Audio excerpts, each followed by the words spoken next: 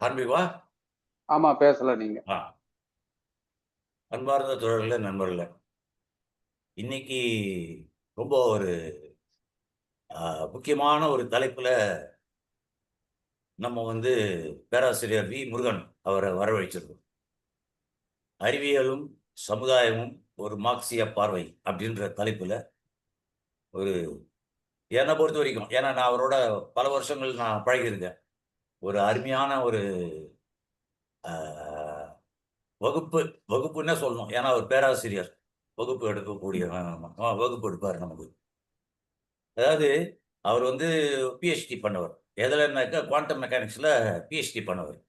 சென்னையில, மயிலாப்பூர்ல விவேகானந்தா காலேஜ்ல புரொஃபஸரா இருந்து 32 வருஷம். பல பேர அவர் கீழ படிச்ச பசங்கள்லாம் இன்னைக்கு பெரிய, பெரிய லெவல்ல இருக்காங்க. அது சொல்லுவாங்கல்ல, டீச்சர்ஸ் எப்பவுமே ஏணி மாரி, பசங்க மாத்திரம் வசந்து போயிட்டே இருப்பாங்கன்னு. அந்த மாரி ஏகப்பட்ட பேர வசத்தி விட்டுருக்காரு அவரு. அ நான் அவரோட இருந்து ஏதோ ஒரு ஒரு 1% 2% அவர்கிட்டருந்து கொஞ்சம் கத்துன்ட்டு இருக்கேன் நான். அவ்வளோதான் நான் சொல்லுவேன். அவர் அளவுக்கு அறிவியல்ல நான் எப்ப பாரு அவர தொந்தரவு பண்ணிட்டு இருப்பேன். அந்த மாரி ஒரு ஆளுன்னு வச்சுக்கோங்க. ஆனா நான் ஒரு முட்டாள்தனமான கேள்வி கேட்டாலும், "சுகுமார் அப்படி இல்ல" அப்படின்னு சொல்லிட்டு அந்த கொஸ்டின கரெக்ட் பண்ணி அதுக்கு பதிலும் சொல்லக்கூடிய ஒரு பேராசிரியர். அந்த மாரி. அதனால அவரோட நாங்க சேர்ந்து பழகுறதுல எங்களுக்கு பெருமை. அவர் சரி இவங்க தெரியாதவங்க கேட்கறாங்க அப்படின்னு சொல்லிட்டு. வெறும் பேராசிரியர் மாத்திரம் இல்ல.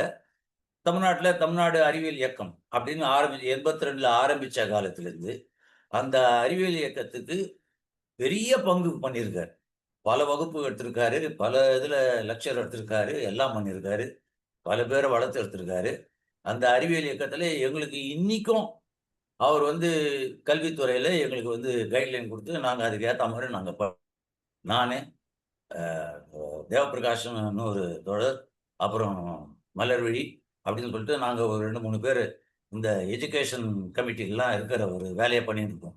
எங்களுக்கு தொடர்ந்து எங்களுக்கு அட்வைஸ் குடுத்து, "இப்படி இப்படி பண்ணுங்க, இப்படி இப்படி பண்ணுங்க" அப்படின்னு எங்களுக்கு கைட்லைன் குடுக்குற, நெனச்சா போய் பார்த்து உடனே எங்களுக்கு நாங்க கைட்லைன் வாங்குற ஒரு பேராசிரியர் எங்களுக்கு. உள்ளங்கையில இருக்கிற எங்களுக்கு பேராசிரியர். ஸோ அவர் பல ஏழை மாணவர்களுக்கு புக்கெல்லாம் வாங்க முடியாதவங்களுக்கு லைப்ரரியிலேருந்து எடுத்து குடுத்து, அவங்களெல்லாம் பெரிய பெரிய ஆளா ஆக்கியிருக்கிறாரு. அந்த மாரி ஒரு பேராசிரியர் நமக்கு இன்னைக்கு விருப்பம் ரொம்ப சந்தோஷமா இந்த சப்ஜெக்ட்ட சொன்ன உடனே ஒத்துண்டு, நான் ப அ நான் கேட்டாக்க எனக்கு எப்பவுமே மாட்டேன்னு சொல்ல மாட்டாரு. ஆனா உடனே இந்த தலைப்புல இப்படி பேசலாம் அப்படின்னு அட்வைஸ் பண்ணாரு. எனக்கும் ஆ தோழர் நீதிராஜனுக்கும். அது பிரகாரம் அவருடைய அட்வைஸ்ல இந்த இது போட்டது. இதுல என்னன்னாக்க, ஜே.டி. பர்னால்னு ஒரு பிரிட்டிஷ் கம்யூனிஸ்ட். அறிவியல் அ அ அறிவியலில் அந்த மார்க்சிய பார்வை அத பார்க்கணும்ல. அப்போ அந்த அ அ அ வரலாற்றில் அறிவியல். அந்த புக்க ரொம்ப பிரமாதமா எழுதியிருப்பாரு. ஜே.டி. பர்னால்ட். அதிலேயே எங்களுக்கு வகுப்பு எடுத்தவரு இந்த நம்ம பேராசிரியர் முருகன். அப்போ அந்த பேராசிரியர நம்ம இன்னைக்கு வர வச்சிருக்கிறோம். அவர்கிட்ட அவர் சொல்றத நம்ம பாருங்க பேராசிரியர்ன்னு உடனே நம்ம இத்தன நாள் பேசிட்டு இருக்கோம். இந்த பவர் பாயிண்ட்லாம் பண்ணல. ஆனா பேராசிரியர்ன்றத அவர் காமிச்சுட்டார். இந்த பவர் பாயிண்ட்ல கொண்டு வந்துட்டாரு. எல்லாத்தையும் கொண்டு வந்துட்டு, கடைசியா எல்லா வகுப்புலயும் ஒண்ணே ஒண்ணு சொல்லுவாரு. ஒண்ணு என்ன சொல்லுவாருன்னா, "எப்பொருள் யார் வார்வாய் கேட்டும், அப்பொருள் மெய்ப்பொருள் காண்பதறிவு" அப்படின்னு புரொஃபசர் சொல்லுவாரு. நான் சொல்றத அப்படியே ஒத்துக்கணும்னு அவசியம் இல்ல. ஆனா, உண்மைய தெரிஞ்சுக்கிறதுக்கு முயற்சி பண்ணுங்க. கத்துக்கோங்க. மேல நான் சொன்னத விட ஜாஸ்தி மேல படிச்சு கத்துக்கோங்க. அப்படின்றது தான் அவருடைய அட்வைஸ். இந்த ஒரு சின்ன அறிமுகத்தோட அவர பத்தி நெறைய பேசலாம். பேசினா அது இந்த சபைக்கு சரிப்பட்டு வராது. ஆனா, இதோட நிறுத்திக்கிட்டு, அ நம்ம தோழர் முருகன் பேராசிரியர். நான் பெருமையா எப்பவுமே அவர்கிட்ட புரொஃபசர் முருகன் அப்படின்னு தான் கூப்பிடுவோம் கமாண்டிங்கா. அதே மாரி புரொஃபசர் முருகன இந்த வகுப்ப ஆரம்பிக்கணும்னு சொல்லி கேட்டுக்கிறேன். சுகுமாரனுக்கு கோ அஹெட். சுகுமாரனுக்கு மிக நன்றி. மிகைப்படுத்தி அன்பின் மிகுதியா மிகைப்படுத்தி என்னை பற்றி நிறைய பெரும் பிரமாதமான ஒரு இன்ட்ரோடக்ஷன் கொடுத்திருக்கிறார். நான் அந்த அளவுக்கெல்லாம் பெரிய ஆள் இல்லை நிச்சயமாக. சத்தியமணி லைப்ரரிக்கும் சவுத் ஏஷியன் புக்கு சொசைட்டிக்கும் முதலில் எனது நன்றி. எனக்கு இங்க பேச வாய்ப்பு கொடுத்ததுக்கு நன்றி. சுகுமாரன் இங்க பேச கூப்பிட்டப்ப என்னுடைய இயற்பியலும் டயலெக்ட்ரிக்கல் மெட்டீரியல்ஸும் பேச கூப்பிட்டாரு. எனக்கு டயலெக்ட் அந்த டாபிக்ல அவ்வளவு ஒரு பரிச்சயம் இல்லாத காரணத்தினால் நான் என்ன சொன்னேன்னா, அறிவியலும் சமுதாயம் ஒரு மார்க்சிய பார்வையில் பார்ப்போம். ஸோ இதற்கு ஒப்புக்கொண்டு என்னை பேச அழைத்ததற்கு ரொம்ப நன்றி. நான் இப்ப ஸ்கிரீன் ஷேர் பண்றேன். நான் ஆகுதா? ஆகுது. ஸ்கிரீன் ஷேர் ஆகுதா? இல்ல அந்த பவர் பாயிண்ட் அப்படியே நான் பாக்குறேன் நானு. அதான் கேட்கிறேன் நான். அதான் வருது. ஒன்றும் பிரச்சனை இல்லை. ஒரே நிமிடம். கிளியரா தெரியுது.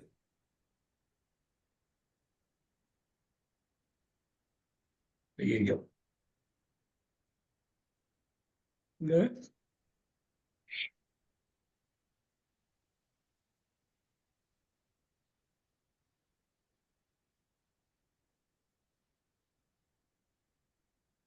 ஃபுல் ஸ்கிரீனுக்கு இங்க ஒண்ணு இருக்கும். அதை வந்து இது மறைச்சிருது பாத்துரு. இந்த வெர்டிகலா இங்க வர்றது, அதுக்கு என்ன பண்றது? ஐயோ, ஒரே நிமிஷம்.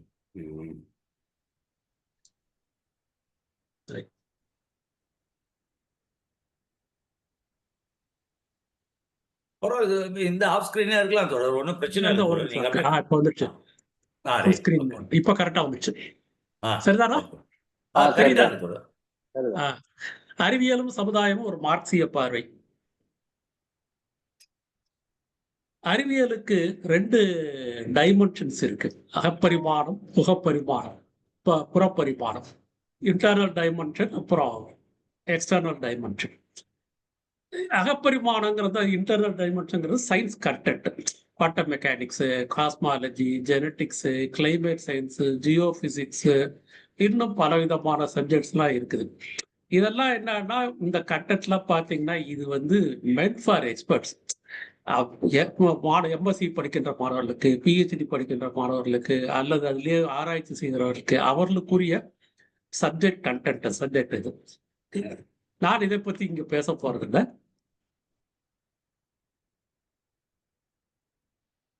அறிவியலின் வரலாறு. ஐயோ, புறப்பரிமாணம் அல்லது சமூக பரிமாணம். நான் வந்து சமூக பரிமாணம் வந்து சோசியல் டைமென்ஷன் சொல்றேன், எக்ஸ்டர்னல் டைமென்ஷன். இது வந்து பொருளாதாரம், சமூகம், பண்பாட்டு தளம், அரசியல், இந்த மாதிரி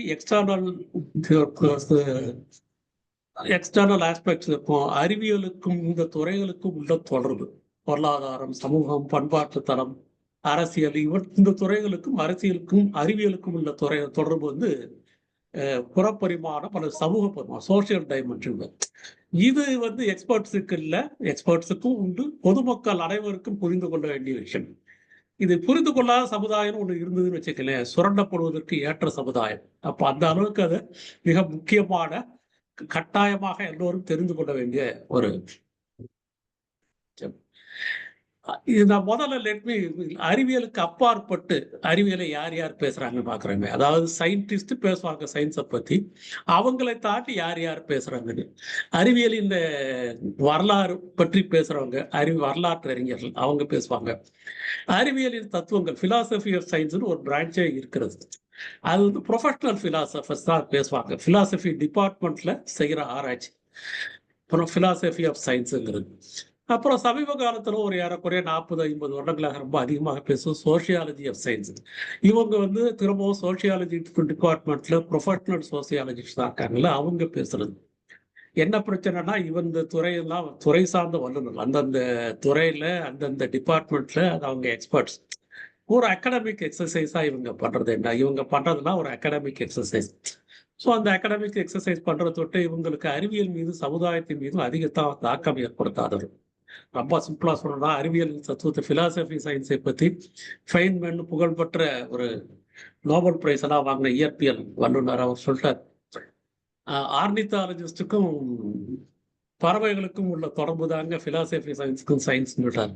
ஆர்னித்தாலஜிஸ்ட்ங்கிறவங்க பறவையை பற்றி படிப்பவர், பறவைகளை ஆர்னித்தாலஜிஸ்டை கேட்டு பறவைகள் பறப்பதில்லை. அவைகள் ஏற்கனவே இயற்கையாக பறக்கும் திறமை படைத்தவை. அதுபோல சயின்ஸ் பண்றவங்கிறது பிலாசபி ஆஃப் சயின்ஸை கேட்டு அவர்கள் என்ன சொல்கிறார்கள் கேட்டு பண்ணுவதில்லை அப்படின்னு சொல்லி ஒரு ஒரு நம்ம ஜோவியலா சொன்னது. எதற்காக சொல்றேன்னா, இது வந்து இவங்க இந்த குரூப் வந்து டைரக்டாக சயின்ஸ் மேலேயோ சொசைட்டி மேலேயோ ஒன்றும் இம்பாக்ட் இல்லை. அவங்க பியூர்லி அகடமிக் எக்ஸசைஸ் தான் பண்றாங்க.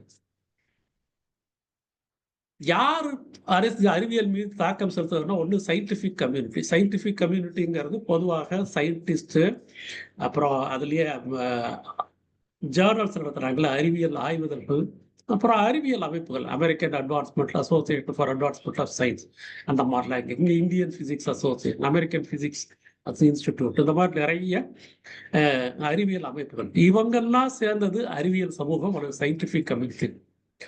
அடுத்த இன்னொரு குரூப் அரசு நிர்வாகம். அரசு நிர்வாகிகள், அறிவியலுக்கான நிதியை ஒதுக்கும் அமைப்பு, அறிவியல் தொழில்நுட்ப கொள்கை வகுப்பவர்கள், பாலிசி மேக்கர்ஸ்.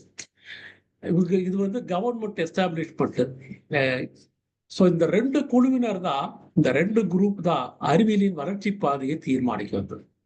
சயின்டிஃபிக் கம்யூனிட்டியும் கவர்மெண்ட் எஸ்டாப்ளிஷ்மெண்ட்டும் சேர்ந்துதான்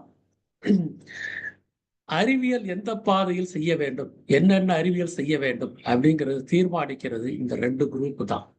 ஸோ இது நிஜமாகவே அறிவியல் மீதும் தாக்கம் செலுத்துபவர்கள், சமுதாயத்தின் மீதும் தாக்கம் செலுத்துபவர்கள். இந்த ரெண்டு குரூப் இல்லாம மூணாவது குரூப் இருக்காங்க. அவங்க வந்து பத்திரிகையாளர்கள், ஊடகவியலை சேர்ந்தவர்கள், அதாவது சோசியல் மீடியா அவங்கெல்லாம் சேர்ந்தவங்க, அப்புறம் வாலண்டியர்ஸ். நிஜமாக சொசைட்டி ஒரு தனிச்சையாக செயல்படக்கூடிய வாலண்டியர்ஸ், இண்டிபெண்டா செய்வர்கள், அப்புறம் பொலிட்டிக்கல் ஆக்டிவிஸ்ட். இப்போ நம்மளாம் இருக்கோம் இல்லையா, சயின்ஸ் ஃபாரம்லாம் இருக்காங்க, பொலிட்டிக்கல் ஆக்டிவிஸ்ட்.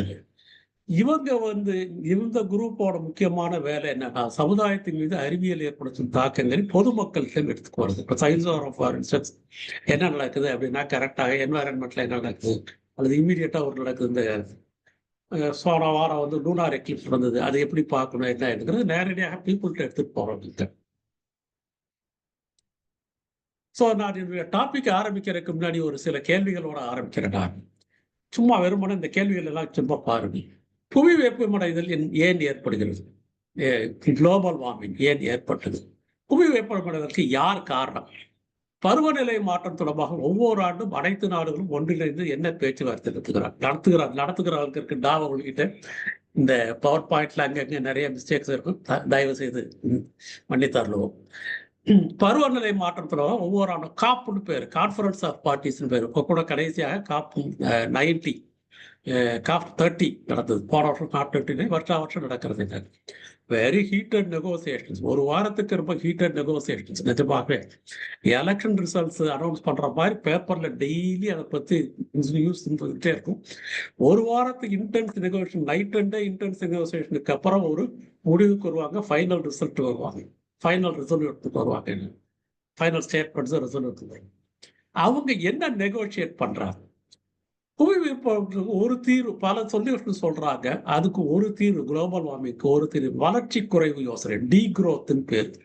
அது என்னன்னா, நீங்க ஒரு குரூப் சொல்றாங்க, இந்த வளர்ச்சியை ரொம்ப அதிகமாக மையப்படுத்துவதன் காரணமாக தான் ஃபாசில் ஃபியூல்ஸை நிறைய நம்ம பிளான் பண்ணுறோம், அதை தொட்டு தான் குளோபல் வார்மிங் வருது. ஸோ இந்த அளவுக்கு நமக்கு வளர்ச்சிக்கு நாம் போக வேண்டாம், நாமே சுயமாக வளர்ச்சியை கட்டுப்படுத்திக் கொள்வோம் அப்படிங்கிறது இது ஒரு சொல்யூஷனாக பல பேர் சொல்றாங்க. சயின்டிஸ்ட் கூட சில சமயத்தில் இந்த மாதிரி சொல்யூஷன்ஸ் எல்லாம் பேசுறாங்க, பார்க்கிறோம். இது ஜேர்னலிஸ்ட், மீடியா பீப்புள் எல்லாம் பேசுறாங்க, புத்தகங்களே எழுதியிருக்காங்க, யூடியூப்ல எல்லாம் டிஸ்கஷன்லாம் பண்றாங்க. இந்த சொல்யூஷன் வேலை செய்யுமா? நிஜமாகவே குளோபல் வார்மிங்கை ரெடியூஸ் பண்ணுவதற்கு ஒரு சொல்யூஷனாக இது இருக்குமா? நவீன அறிவியல் இந்தியாவில் சைனாவில் தொடங்காமல் ஐரோப்பாவில் தொடங்கியது ஏன்? ஸோ மாடர்ன் சயின்ஸுங்கிறது எல்லா காலத்திலையும் எல்லா சமுதாயத்திலையும் இருந்திருக்கு. கிரேக்க சுமேரிய நாகரிகத்தில் இருந்திருக்குது, ஈஜிப்ட் நாகரிகத்தில் இருந்திருக்குது, கிரேக்க நாகரிகத்துல இருந்திருக்கு, ரோமானிய நாகரிகத்துல இருந்திருக்கு, அரபு நாகரிகத்துல இருந்திருக்கிறது, இந்தியால இருந்திருக்குது, சைனால இருந்திருக்கிறது. அதெல்லாம் ஓவராலா ஹிஸ்டரி ஆஃப் சயின்ஸ் பாத்தீங்கன்னா ஃபுல்லா இருக்கு. ஆனா அந்த மாடர்ன் சயின்ஸ் பாத்தீங்கன்னு வச்சுக்கோங்களேன் 1600 அப்புறம் படிக்கிறது. அதுதான் இன்றைக்கு நாம் யூஸ் பண்ற சயின்ஸ், மாடர்ன் சயின்ஸ்.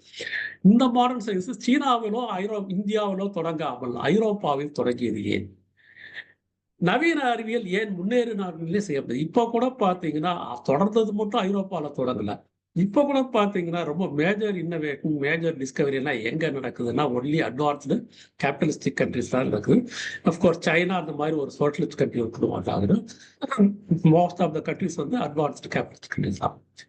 1950 பாத்தீங்கன்னு வச்சுங்களேன், இந்தியா வந்து இந்தியாவுக்கும் சைனாவுக்கும் கம்பேர் பண்ணி பாத்தீங்கன்னு வச்சுங்களேன், அறிவியல் மற்றும் தொழில்நுட்பத்துல சீனாவோட நம்ம ரொம்ப முன்னேறி இருந்தோம் நிஜமாக. அவங்களே மாசத்துக்கே கூட அதை ஒத்துட்டு இருந்திருக்காரு. ஆனால் இப்பொழுது நிலைமை தலைகீழாக மாட்டி இது எப்படி ஏன் இந்த மாதிரி நடக்கிறது? பல சிக்கல்களுக்கு அறிவியலை தேடுகிறோம். ஏராளமான கேள்விகள் விசாரிக்கப்பட வேண்டும். ஃபார் இன்ஸ்டன்ஸ் வந்து வருஷம் எப்பயுமே அடிக்கடி பஞ்சம் வரும். நம்ம ஊர்ல உணவு பற்றாக்குறை காரணமாக பஞ்சம் வரும்.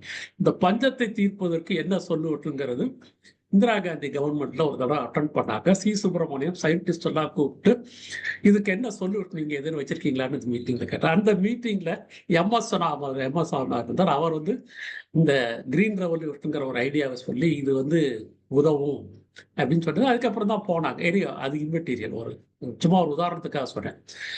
இந்த மாதிரி பல கேள்விகளுக்கு வந்து பல விஷயங்களுக்கு பல சிக்கல்களுக்கு வந்து கவர்மெண்ட் சொசைட்டி வந்து அறிவியல் அறிஞர்களை கேட்கறாங்க. என்ன தேடணும், என்னென்ன வேணுங்கிறத கேட்கறாங்க. ஏராளமான கேள்விகள் இருக்குது நிஜமா. ஆயினும் எல்லா கேள்விகளுக்கும் எடுத்துக்கொள்ளப்படுது. ஒரு சில கேள்விகள் மட்டும்தான் ஆராய்வதற்கு பணம் கொடுக்குறாங்க, அதெல்லாம் பண்றாங்க. அதை யார் தீர்மானிக்கிறது? எந்தெந்த கேள்விக்கு எந்தெந்த முறையில் ஆராய்ச்சி செய்ய வேண்டும் அப்படிங்கிறது யார் தீர்மானிக்கிறது? இந்த பிரையாரிட்டி எப்படி தீர்மானிக்கப்படுகிறது? அறிவியலில் வளர்ச்சி செல்லும் திசை எப்படி தீர்மானிக்கப்படுகிறது? Direction of progress of science இருக்கு இல்லையா, அது எப்படி தீர்மானிக்கிறது? யார் தீர்மானிக்கிறது? உதாரணமாக ஆன்டிபயோட்டிக்ஸ் பார்த்தீங்கன்னு வச்சுங்களேன். ஆன்டிபயோட்டிக்ஸ்ல வந்து அதனுடைய ஆன்டிபயோட்டிக்ஸ் பற்றிய ரிசர்ச்ல வந்து அதிகமாக இன்டர்நேஷனல் லெவல்ல அட்வான்ஸ்டு கேபிட்டலிஸ்டிக் கண்ட்ரீஸ்ல அதிகமாக அதுல கவனம் செலுத்துறது இல்லை. ஆனா அதே சமயத்துல குரோனிக் டிசீஸ் இருக்கு பாத்தீங்களா, பிளட் ப்ரெஷர், அப்புறம் சுகர், அந்த மாதிரி குரோனிக் டிசீஸ் இதெல்லாம் வாழ்நாள் முழு ஒரு தடவை மட்டும்னா வாழ்நாள் முழுக்க இருக்கும். அந்த டிசீஸுக்கு மருந்து கண்டுபிடிப்பது, அதை பற்றி ஆராய்வது மட்டும்தான், மருந்து கண்டுபிடிக்கிறது மட்டும்தான் அதிகமாக செலவு பண்றாங்க, ஆர்வம் காமிக்கிறாங்க. ஏன் அப்படி? ஜெனட்டிக்கலி மாடிஃபைடு ஆர்கனிசம் ஜீன் லெவல்லையே நாமளாக ஆர்டிஃபிஷியலா சில மாடிஃபிகேஷனை உருவாக்குறோம். ஜெனட்டிக்கலி பிளான்ட் லெவல்ல ஜெனட்டிக்கலி மாடிஃபைடு ரைஸ் இருக்கிறது, ஜெனட்டிக்கலி மாடிஃபைடு வீட் இருக்கிறது, ஜெனட்டிக்கலி மாடிஃபைடு ஃபுட் இருக்கிறது, ஜெனட்டிக்கலி மாடிஃபைடு அனிமல்ஸ் இருக்கிறது. இதெல்லாம் நாம எப்படி அணுகணும்? இதெல்லாம் ஒத்துக்கணுமா, ஏற்றுக்கொள்ள வேண்டுமா, அல்லது சுத்தமாக நிராகரித்திட வேண்டுமா? அனைத்து வளர்ச்சி திட்டங்களும் ஏதோ ஒரு வகையில சுற்றுப்புற சூழ்நிலை, எந்த ப்ரோக்ராம் எடுத்துக்கிட்டீங்கன்னாலும் சரி, ஒரு வளர்ச்சி திட்டம் எடுத்தீங்கன்னா ஏதோ ஒரு வழியில சுற்றுப்புற சூழலை பாதிக்கணும். சுற்றுப்புற சூழலை பாதிக்காத ஒரு வளர்ச்சி திட்டமே இருக்க முடியாது. இப்ப என்வாரன்மெண்டலிஸ்ட் இருக்காங்க இல்லையா, சுற்றுப்புற சூழல், அவங்க எந்த ப்ரோக்ராம் வந்தீங்கன்னாலும் சரிதான் அப்ஜெக்ஷன் பண்ணிடுவாங்க. இது பண்ணக்கூடாது, இதனால என்வாரன்மெண்ட் பாதிக்கப்படும் அப்படின்னு சொல்லி. இந்த மாதிரி ஒரு ஸ்டாண்ட் எடுக்கிறது சரியா தவறா, எது ஏன் சரி ஏன் தவறு? அப்ப அதுக்கு அடுத்து கடைசியாக வந்து அறிவியலின் வளர்ச்சியில் நியோ லிபரலிசத்தின் விளைவு என்ன? ஸோ இந்த கேள்விகள் அனைத்தும் பார்த்தீங்கன்னா ஒரு லிஸ்ட் ஆஃப் கொஸ்டின்ஸ் கொடுத்தேன். ரொம்ப அதிகமாக பார்க்க வேண்டியது லிஸ்ட் ஆஃப் கொஸ்டின்ஸ் கொடுத்தேன். இந்த கொஸ்டின்ஸ் எல்லாம் பார்த்தீங்கன்னா சமூக சோசியல் டைமென்ஷனோட தொடர்புடையவை. சில வழிகளில் அவ வந்து அறிவியலுக்கும் சமூகத்திற்கும் இடையிலான தொடர்புகள், சமுதாயத்திற்கும் அறிவியலுக்கும் இடையில். இதுதான் அறிவியலுக்கும் சமுதாயத்திற்கும் உள்ள தொடர்புன்னு அந்த டாக்ல பேசுறது. இந்த டைமென்ஷன், இந்த ஆஸ்பெக்டை பற்றி தான். அறிவியலுக்கும் சமூகத்திற்கும் இடையிலான தொடர்புகள் என்ன என்ற கருத்தை புறக்கணிக்க முடியாது. இது முக்கியமாக வச்சுக்கணும். நிஜமாக சயின்ஸுக்கும் சொசைட்டிக்கும் உள்ள ரிலேஷன்ஷிப், அது ஏதோ ஒண்ணு அவங்க சிந்திக்கிறாங்க, யாரோ பேசுறாங்கன்னு அப்படியே ஒதுக்கிட முடியாது. ஏன்னா நம்மளுடைய எதிர்காலமே அதை புரிந்து கொள்வதில் தான் இருக்குது நிஜமாக. நான் ஏற்கனவே சொன்ன மாதிரி இதை புரிந்து கொள்ளார்கள், இதில் கவனம் கம்சாத ஒரு சமுதாயம் இருந்ததானால் அந்த சமுதாயத்தை சுலபமாக இன்டர்நெட்ல லெவல்ல ஈஸியாக ஏமாத்திடுவாங்க. சுரண்டல் ஈஸியாக சமுதாயத்துல பண்ணிட முடியாது. ஸோ அறிவியலுக்கும் சமுதாயத்துக்கும் உள்ள தொடர்பு நான் ஒரு மார்க்சிய பார்வைன்னு இங்க பேசியிருக்கேன். சாதாரணமாக மார்க்சிய பார்வைன்னு சொன்னோம்னா மார்க்ஸ்ல இருந்து அல்லது ஏங்கல்ஸ்ல இருந்து கொட்டேஷன்ல இருந்து ஆரம்பிக்கணும். நான் 40 நிமிஷம் தான் பேசுறேன்னு சொல்லியிருக்கேன். நான் அந்த 40 நிமிஷத்துல பேசுறதுக்கு இந்த கொட்டேஷன்லாம் ஒன்று கொடுக்க இது பண்ணல. ஆனாலும் ஒரு 2 புத்தகங்களை மட்டும் சொல்ல நினைக்கிறேன். ஒரே ஒரு நிமிடம்.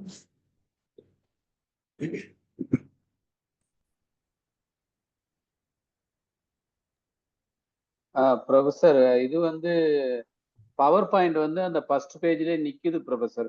பரவாயில்லைங்களா, இல்ல நீங்க தான் அப்படியே வச்சிருக்கீங்களா, மாத்திக்கிட்டே இருக்கீங்களா?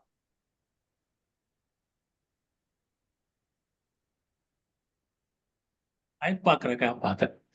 சரி சரி. 8:10க்கு ஆரம்பிச்சேன். 8:50க்குள்ளார முடிக்கணும்னு நான் பார்த்தேன்.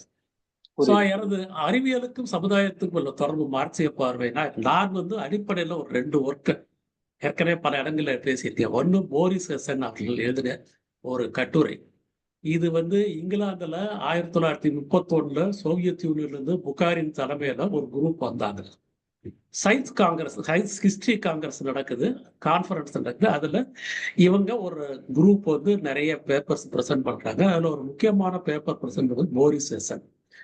அவர் வந்து அந்த டாபிக் பேரே socio economic roots of Principia, Newton's Principia. Newton's பிரின்சிபியாங்கிறது 1687 நியூட்டன் பப்ளிஷ் பண்ண புத்தகம். அந்த புத்தகத்துலதான் Newton's laws of motion, gravitation, planetary motion எல்லா புத்தகத்துலாம். அந்த புத்தகத்தோடைய சமூக பொருளாதார வேர்கள் இது ஒரு 60. அப்புறம் ஜேடி பெர்னார்டுடைய வரலாற்றில் அறிவியல் 4 பாகம் இருக்குது. நான் முதல் பாகத்துக்கு சுகுமார் சொன்ன மாதிரி ஒரு செட் ஆஃப் கிளாஸ் இருக்கு. அதை வந்து ஒரு நோட்ஸுக்கு தயார் பண்ணி ஒரு புத்தகமே போட்டிருக்காங்க. 2வது பாகத்துக்கு விரைவிலேயே நான் கொடுக்குறேன்னு சொல்லியிருக்கிறேன். Science in history, history of science போடாமல் சயின்ஸ் இன் ஹிஸ்டரி கேட்பாங்க. இது ஜேடி பெர்னார்டு. ஜேடி பெர்னார்டு வந்து British Marxist, British Marxist, British physicist, biologist, biophysicist, multifarious, ரொம்ப டேலண்டட் பர்சன். நோபல் பிரைஸ் கூட வாங்கியிருக்க தகுதி உண்டு அவருக்கு. அவருடைய மாணவர்களே நோபல் பிரைஸ் வாங்கியிருக்காங்க. சில பேருக்கு நோபல் பிரைஸ் வாங்கக்கூடிய அளவுக்கு ஆலோசனையும் சொல்லியிருக்கிறார். ஸோ அவர் வந்து சயின்ஸ்லேயும் எக்ஸ்பர்ட்டு, பாலிட்டிக்ஸ்லேயும் எக்ஸ்பர்ட் நிஜமாக. ஸோ மார்க்சிசத்துலேயும் எக்ஸ்பர்ட் ஆகும். ஸோ அவர் எழுதின புத்தகம் சயின்ஸ் இன் ஹிஸ்டரி. இந்த 2 புத்தகங்கள் தான் எனக்கு இன்னைக்கு ஒரு கைட்லைன்ஸ் கொடுக்குறோம். மார்க்சிஸ்ட் பார்வைக்கு ஒரு கைட்லைன்ஸ் ஆகும். இதுல போரிஸ் எசனுடைய வாதம் சுருக்கமாக சொல்றதுனால 16ஆம் நூற்றாண்டு 17ஆம் நூற்றாண்டில் ஐரோப்பாவில் சமூக மற்றும் பொருளாதார காரணிகள், சோசியல் அண்ட் எக்கனாமிக் ஃபேக்டர்ஸ், அதுதான் நியூட்டனுடைய அறிவியல் ஆராய்ச்சிக்கு ஒரு கிரவுண்ட் தயார் பண்ணுது. எப்படி கிரவுண்ட்ல தயார் பண்ணுச்சு, ப்ரிப்பரேஷன் ஆஃப் கிரவுண்ட் எப்படி பண்ணுச்சு அப்படிங்கிறத அது அவர் நிறைய விளக்குகிறார். அவர் ஆரம்பத்தில் எடுத்த உடனே அந்த மார்க்ஸோட ப்ரிஃபேர்ஸ் டு கிரிட்டிக்கல் எக்கானமியில் வந்து இந்த productive forces of productive relation, அப்புறம் சோஷியல் கான்ஷியஸ்னஸ், எப்படி independent of our consciousness our will determine, இந்த ஒரு ஃபேமஸ் கோட்டேட் இருக்கு. அதில் தான் ஆரம்பிப்பாரு. 17ஆம் நூற்றாண்டில் இங்கிலாந்தில் முதலாளித்துவம் வளர்ந்ததால் முக்கியமானது பல புதிய தொழில்நுட்பங்கள் எழுந்தன. அதன் விரைவாக நியூட்டன் அறிவியல் படைப்புகள், குறிப்பாக பிரின்சிபியா உருவானது.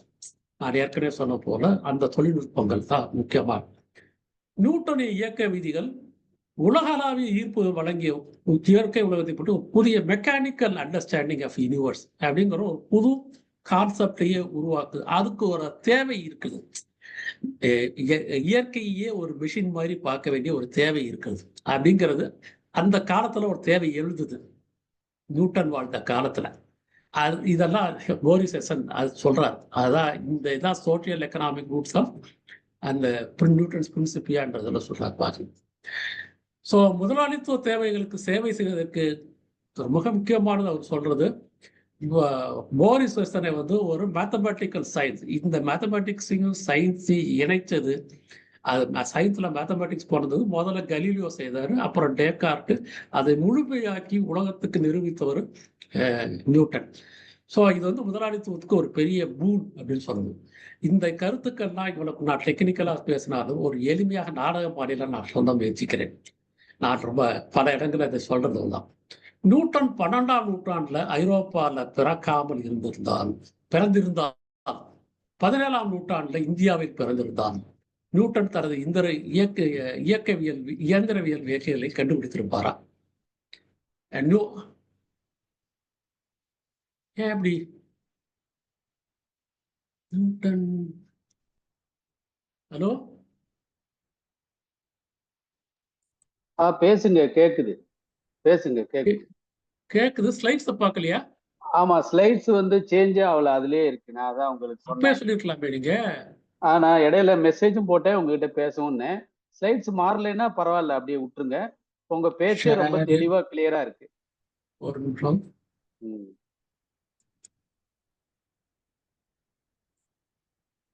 உங்க பேச்சே தெளிவா தான் இருக்கு. இப்போ மாறுது. இப்ப மாறுதா? இப்போ மாறுது. ஒரு நிமிஷம். இப்ப கேக்குது, தெரியுதா? ஹலோ, தெரியுதா? தெரியுது. இப்போ இப்போ தெரியுது, நல்லா ஆ, கேக்குது. நீங்க நல்லா சொல்றது கேக்குது. கேக்குது, நல்லாவும் தெரியுது. நல்லாவே இந்த தெரியுது. முதலாளித்துவ தேவைகளுக்கு சேவை செய்வதற்கு அறிவியலை அது அந்த ஸ்லைட் ஆமா, வந்துச்சா? வந்துருச்சு, வந்துருச்சு, வந்துருச்சு. வந்துருச்சு, வந்துருச்சு. Very good, very good. So Newton 12ஆம் நூற்றாண்டுல நியூட்டன் வந்து 1642 பிறந்தவர், 1720 நம்ம இறக்குறவர் அவர். ஸோ 17ஆம் நூற்றாண்டுல வாழ்ந்தவர். ஸோ இந்த 17ஆம் நூற்றாண்டுக்கு பதிலாக 12ஆம் நூற்றாண்டுல ஐரோப்பாவில் அவர் பிறந்திருந்தார்னு வச்சுக்கோங்களேன். அல்லது அதே காலகட்டத்தில் 17ஆம் நூற்றாண்டுல 1642 இந்தியாவில் பிறந்திருந்தார்னு வச்சுக்கோங்களேன். நியூட்டன் வந்து அவருடைய இயற்பியல் விதிகளை கண்டுபிடித்திருப்பாரா? நடந்திருக்க முடியாது. ஏன்னா இப்ப போரிசேஷன் கொடுக்கின்ற ஆர்குமெண்ட் பிரகாரம் பாத்தீங்கன்னா அதற்கான மெட்டீரியல் கண்டிஷன்ஸ் இல்ல. 12ஆம் நூற்றாண்டுல அதற்கான மெட்டீரியல் கண்டிஷன்ஸ் இல்ல. இந்தியாவில் 17ஆம் நூற்றாண்டுலயே அதற்கான மெட்டீரியல் கண்டிஷன்ஸ் இல்ல. ஐரோப்பால 17ஆம் நூற்றாண்டுல அதுக்கான மெட்டீரியல் கண்டிஷன்ஸ் இருந்தது. அதை தொட்டு நியூட்டன் கண்டுபிடித்தார். இதுதான் போரிசேஷனுடைய ஒர்க்கோட சாராம்சம். ஸோ நியூட்டனுக்கு கண்டுபிடிக்கிறதுக்கு ஒரு மோட்டிவேஷன் கூட இருந்திருக்காரு. இந்த மாதிரி ஒரு புது ஜெனரல் லாஸ் ஆஃப் மோஷன் கண்டுபிடிக்கணும், கிராவிடேஷனை கண்டுபிடிக்கணும்னு ஒரு மோட்டிவேஷன் கூட அவருக்கு இருந்திருக்காரு. எனக்கு ஸோ பெர்னார்ட் இப்ப என்ன முக்கியமா வலியுறுத்துறாருன்னு பார்ப்போமே. அவர் இந்த 4 வால்யூம்லையும் சொல்றது என்னன்னா, அறிவியலின் வளர்ச்சி, பொருளாதார நிலைமைகள், யுக்திகள்னு ஒரு வார்த்தை யூஸ் பண்றார், டெக்னிக்ஸ் அல்லது தொழில்நுட்பம், தத்துவம், மதம் மற்றும் அதர் சோசியல் ஆஸ்பெக்ட், இவை அனைத்தும் இயங்கியல் ரீதியாக தொடர்பு, டயலக்டிக்கலி ரிலேட்டட்னு அவர் சொல்றாரு. அறிவியலின் வளர்ச்சி, பொருளாதார நிலைமைகள், டெக்னிக்ஸ், அப்புறம் பிலாசபி, ரிலிஜன், ஃபெய்த் இன் காடு, மிச்ச சோசியல் ஆஸ்பெக்ட் எல்லாமே பார்த்தீங்கன்னா டயலக்டிக்கலி ரிலேட்டட். என்ன அர்த்தம்னா, இது வந்து ஒரு ஃபேக்டர் இன்னொரு ஃபேக்டரை வந்து ஓரளவுக்கு சுயேட்சையானவை. அறிவியல் வளர்ச்சி ஓரளவுக்கு சுயேட்சையானது, பொருளாதார நிலைமையும் ஓரளவுக்கு சுயேட்சையானவை. அவை சுயேட்சையானவையும் இருக்கும், அதே சமயத்துல ஒன்றோடு ஒன்று சார்ந்தும் இருக்கும். ஒவ்வொன்றும் ஒவ்வொன்றோட வளர்ச்சியும் மற்றொன்றை பாதிக்கின்றன. அதுதான் அந்த டயலக்டிக்கலி ரிலேட்டட் சொல்லுது. இந்த ஐடியாலே அவர் என்ன பண்ணிடுவாரு, உற்பத்தி சக்திகள், உற்பத்தி உறவுகள், வர்க்க குணங்கள், கிளாஸ் கேரக்டர் ஆஃப் சயின்ஸ் எல்லாத்தையும் கொடுத்துருவாரு. இந்த கருத்துக்களை ஆதரிக்கிற வகையில தான் அவர் வந்து கான்கிரீட் டீடைல்ஸ் கொடுக்கணும் இல்லையா? அந்த கான்கிரீட் டீடைல்ஸ் தான் அந்த 4 வால்யூம்லையும் கொடுக்குறாரு அவர். அதான் அந்த புத்தகத்துல செய்கிறாரு.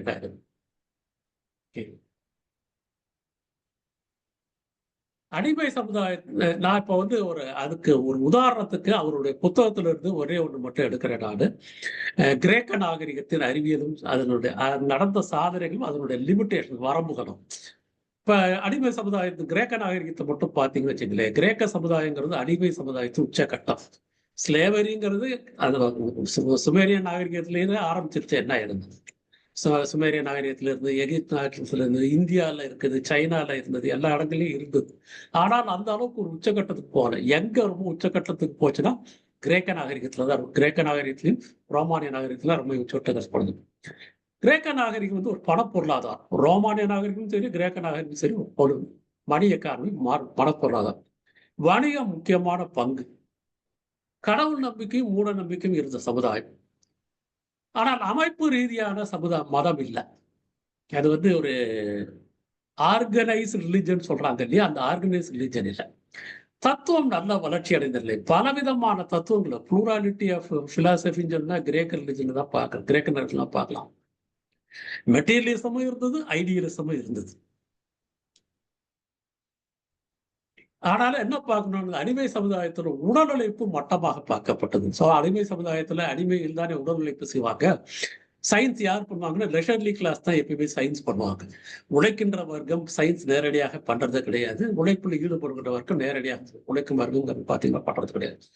ஸோ அடிமை எப்பவுமே எல்லா சமுதாயத்திலும் லெஷர்லி கிளாஸ் தான் பண்ணுவாங்க. அடிமை சமுதாயத்திலையும் பார்த்தீங்கன்னா உடல் உழைப்பு சயின்ஸுங்கிறது லெஷர்லி கிளாஸ்ல இருந்தவங்க தான் பண்ணாங்க. அவங்க அடிமைகள் மட்டும்தான் கிரேக்க சமுதாயத்தில் உடல் உழைப்பு செத்து தொட்டு உடல் உழைப்பையே மட்டமாக பார்த்தாங்க. அதனுடைய பெரிய வீக்னஸ் என்ன, அதனுடைய தாக்கம் என்னன்னு பாத்தீங்கன்னா, அறிவியல் அறிஞர்களுக்கு உடல் உழைப்பு மூலம்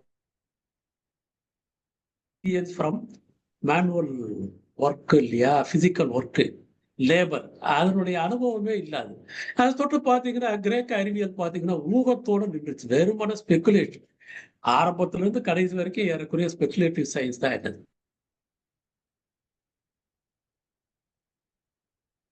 பிசிக்கல் லேபர் வேணும், பிசிக்கல் ஒர்க் இருக்கணும், அப்பதான் பரிசோதித்து பார்க்க முடியும். ஸோ அதை தொட்டு பரிசோதித்து பார்க்க இல்லையா. ஸோ ஓரளவுக்கு மேல இதனால பாத்தீங்கன்னா கிரேக்க அறிவியல் வரல. சில அறிவியல் மட்டும் பிரமாதமா வருது, சில அறிவியல்லாம் வளராமலே போயிடுச்சு. பிளாட்டோவோட ஐடியலிசம் பார்த்தீங்கன்னு வச்சுங்களேன், நீண்ட காலத்துக்கு அறிவியல் வளர்ச்சியில் சில பிரச்சனைகள். ஐடியா பர்ஃபெக்ட்னு ஒரு ஐடியா சொல்லுவார். மேத்தமேட்டிக்ஸ்ல வந்து சர்க்கிள் தான் பர்ஃபெக்ஷன் அப்படின்னு சொல்லுவாங்க. இந்த சர்க்கிள் பர்ஃபெக்ஷனுங்கிற தொட்டு அஸ்ட்ரானமியில் எல்லா ஸ்டெல்லர் ஆப்ஜெக்ட்ஸ்லாம், வானத்தில் இருக்க ஆப்ஜெக்ட்ஸ்லாம் பர்ஃபெக்ஷன் அப்படின்னு சொல்றது. ஸோ அதெல்லாம் பார்த்தீங்கன்னா சர்க்குலர் ஆப்ஜெக்ட்ஸில் தான் மூவ் ஆகும் அப்படின்னு ஒரு ஐடியா கொடுத்தார். இந்த ஐடியா வந்து கெப்லர் வருகின்ற வரை இந்த ஐடியா தான் இருந்தது. இதில் 2 பேர் பாதிக்கப்பட்டவர்கள் யாருன்னு பார்த்தீங்கன்னா கோப்பர்னிக்கஸும் கலீலியோவும். கோப்பர்னிக்கஸும் சர்க்குலர் ஆர்பிட் தான் எடுத்துட்டார். ஹீலியோசென்ட்ரிக் கொடுத்தார், ஆனால் சர்க்குலர் ஆர்பிட் தான் எடுத்துட்டார். அதை தொட்டே அவருக்கு ஹீலியோசென்ட்ரிக் தியரி கொடுத்தா கூட ஆப்சர்வேஷனோட சரியாக ஒத்து போக முடியல. கலீலியோவும் அதே தப்பு தான் பண்ணார் ஏறக்குறைய, ஆனால் கெப்லர் தான் பண்ணார். இதற்கு முக்கியமான காரணம் பிளாட்டோவோட ஐடியல்ஸ் தான். நான் இதை இவ்வளவு டீட்டெயில்டா பேசுவதற்கு காரணம், அந்த காலத்தில் இருந்த ப்ரொடக்ஷன் ரிலேஷன், அப்புறம் அந்த காலத்தில் இருந்த எக்கனாமிக்ஸ், அந்த காலத்தில் இருந்த தத்துவம், இதெல்லாம் எப்படி சயின்ஸை அஃபெக்ட் பண்ணுச்சு, அந்த சயின்ஸ் இன்டர்ன் அதெல்லாம் எப்படி அஃபெக்ட் பண்ணுறது, தேர் ஆல் இன்டர்லேட்டட்ங்கிறதுக்கு ஒரு சின்ன எக்ஸாம்பிளா அவர் ரொம்ப டீட்டெயில்டா அவருடைய பெருநாள் அவருடைய புத்தகத்தில் கொடுத்திருப்பார். நான் ஒரு எக்ஸாம்பிளா சின்ன சம்மரி கொடுத்தேன். கிரேக்க நாகரிகம் ஏறக்குறைய 1st century BC-யோடய முடிஞ்சு போச்சு. அதற்கப்புறம் ரோமானிய நாகரிகம் 2வது செஞ்சுரி 3வது செஞ்சுரி டிக்ளைன் 1450 முடிவுக்குது. ஸோ இந்த கிரேக்க சயின்ஸ், கிரேக்க நாகரிகம் அழிந்து விட அப்படி போயிடல, முற்றுமாக அழிந்து விடவில்லை. எங்க வந்ததுன்னா அரபு நாகரிகத்துக்கு வந்தது. இன்ஃபேக்ட் அரபு நாகரிகம் மட்டும் இல்லைன்னு வச்சுங்களேன், கிரேக்க சயின்ஸ் டோட்டலா நம்ம லூஸ் பண்ணியிருப்போம், உலகமே கம்ப்ளீட்டா லூஸ் பண்ணியிருப்பாங்க. அரபு நாகரிகத்துக்கு கிரேக்க சயின்ஸ் வந்த தொட்டு தான் அது அழியாமல் தொடர்ந்து இருந்தது. கிரீக் லாங்குவேஜ்ல இருக்க அரபிக் லாங்குவேஜ்ல அவங்க டிரான்ஸ்லேட் பண்ணிட்டாங்க. டிரான்ஸ்லேட் பண்ணி அதை மேலும் வலுப்படுத்தினாங்க. ஆனால் என்ன பிரச்சனைனா, அந்த இஸ்லாம் வந்து ஒரு நல்ல வெல் ஆர்கனைஸ்டு ரிலிஜன். அந்த கிரேக்க காலத்துல இருந்த ரிலிஜன் மாதிரி இல்லாம இஸ்லாம் வந்து வெல் ஆர்கனைஸ்டு ரிலிஜன். ஸோ தொட்டு அந்த காலத்துல இருந்த அறிவியல் என்னன்னு பாத்தீங்கன்னா இஸ்லாமோட கன்ஃபார்மிட்டியா இருக்கும், அதை நியாயப்படுத்துற மாதிரி இருக்கும். அதை தொட்டு என்னன்னு பாத்தீங்கன்னா இஸ்லாம் தியரட்டிக்கல் சைட்ல பாத்தீங்கன்னா ஓரளவுக்கு மேல கிரேக்க நாகரிகத்துக்கு மேல வந்து செல்லல. எக்ஸ்பெரிமெண்டல் சைட்ல, ஆப்சர்வேஷன் சைட்ல நல்ல பிரமாதமான முன்னேற்றம் பார்த்தாங்க.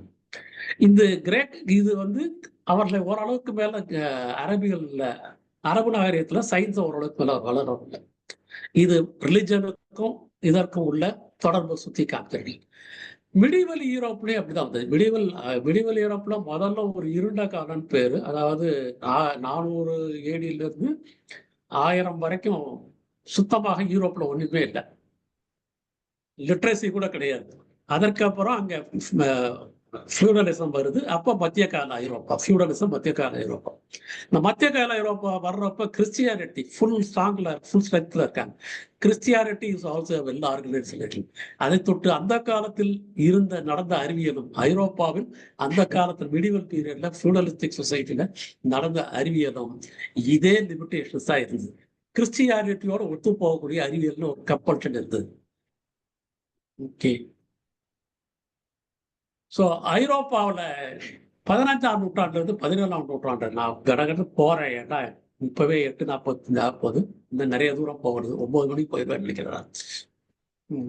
ஐரோப்பாவில் 15ஆம் நூற்றாண்டிலிருந்து 17ஆம் நூற்றாண்டு வரை ஐரோப்பாவில் நிலப்பிரபுத்துவம் வீழ்ந்து கொண்டிருந்த காலம். படிப்படியாக வணிக முதலாளித்துவம், மெர்கன்டைல் கேபிட்டலிசம் ஒரு மெர்கன்டைல் கேபிட்டலிசம் வளர்ந்த காலம்.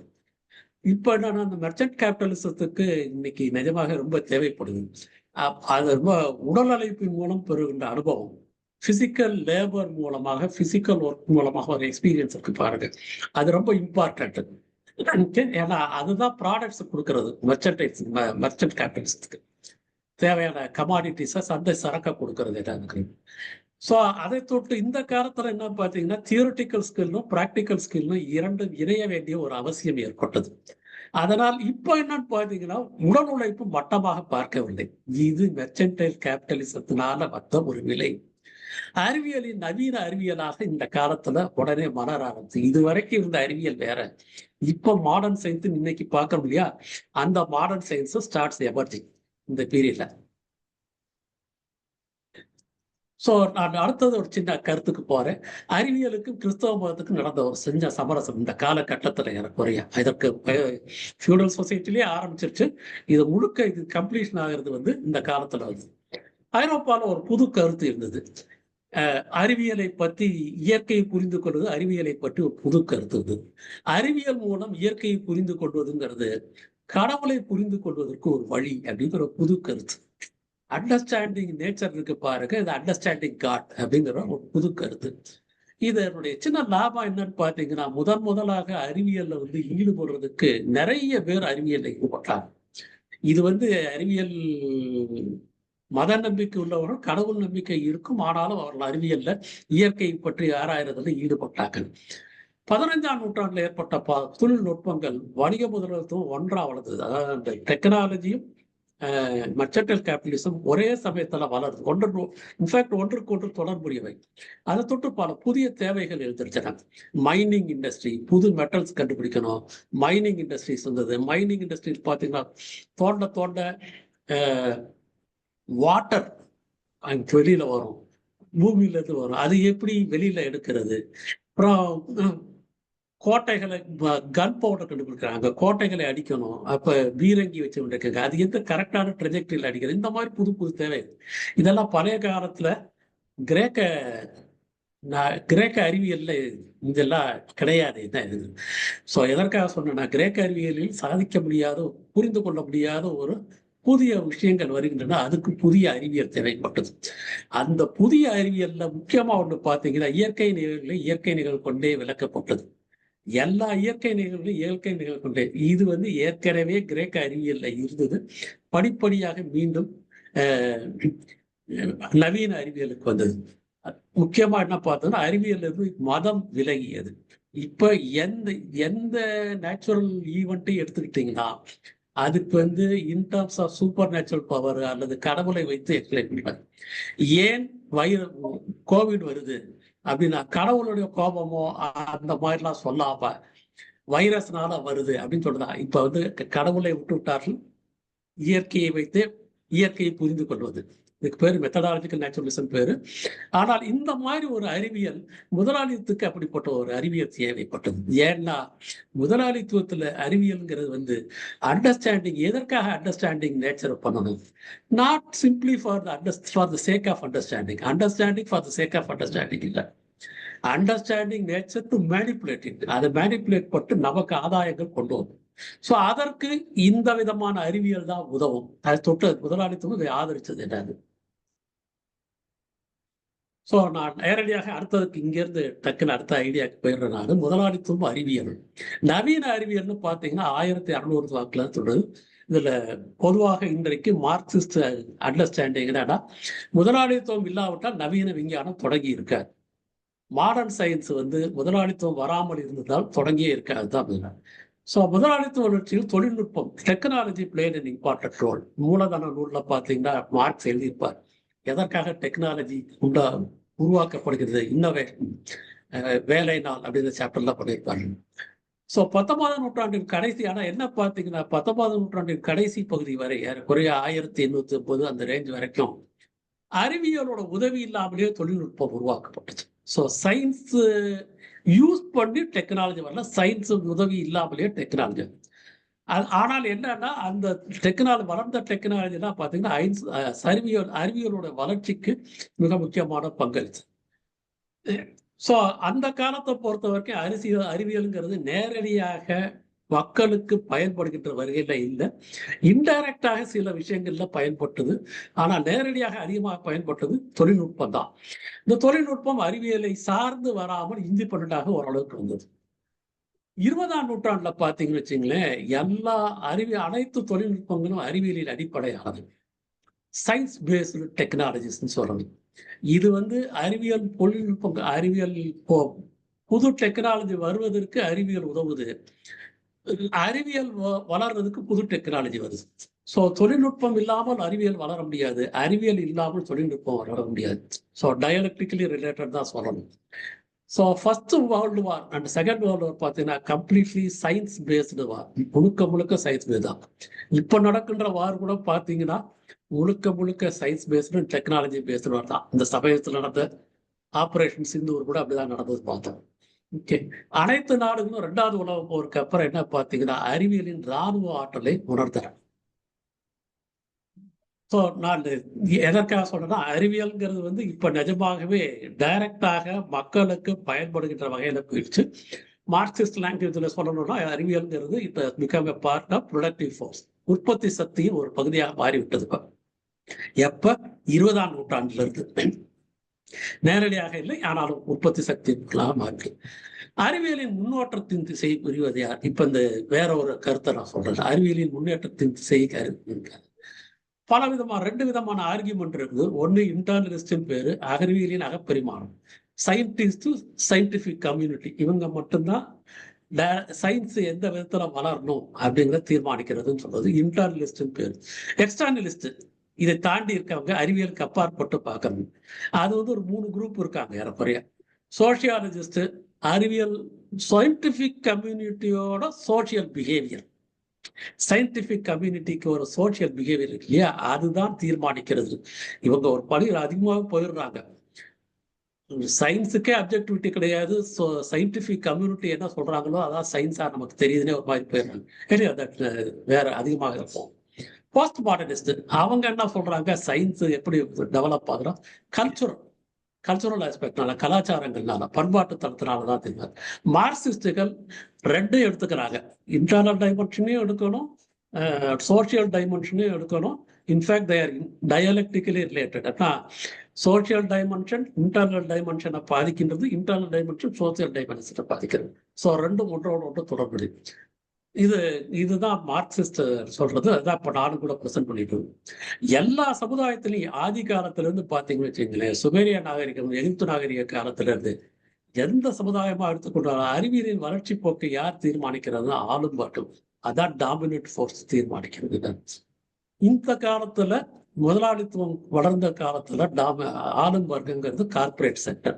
ஸோ இன்றைக்கு கார்பரேட் செக்டர் தான் ஏறக்குறைய சயின்ஸ் எந்த வகையில் செல்ல வேண்டும் அப்படிங்கிறது தீர்மானிக்கிறது.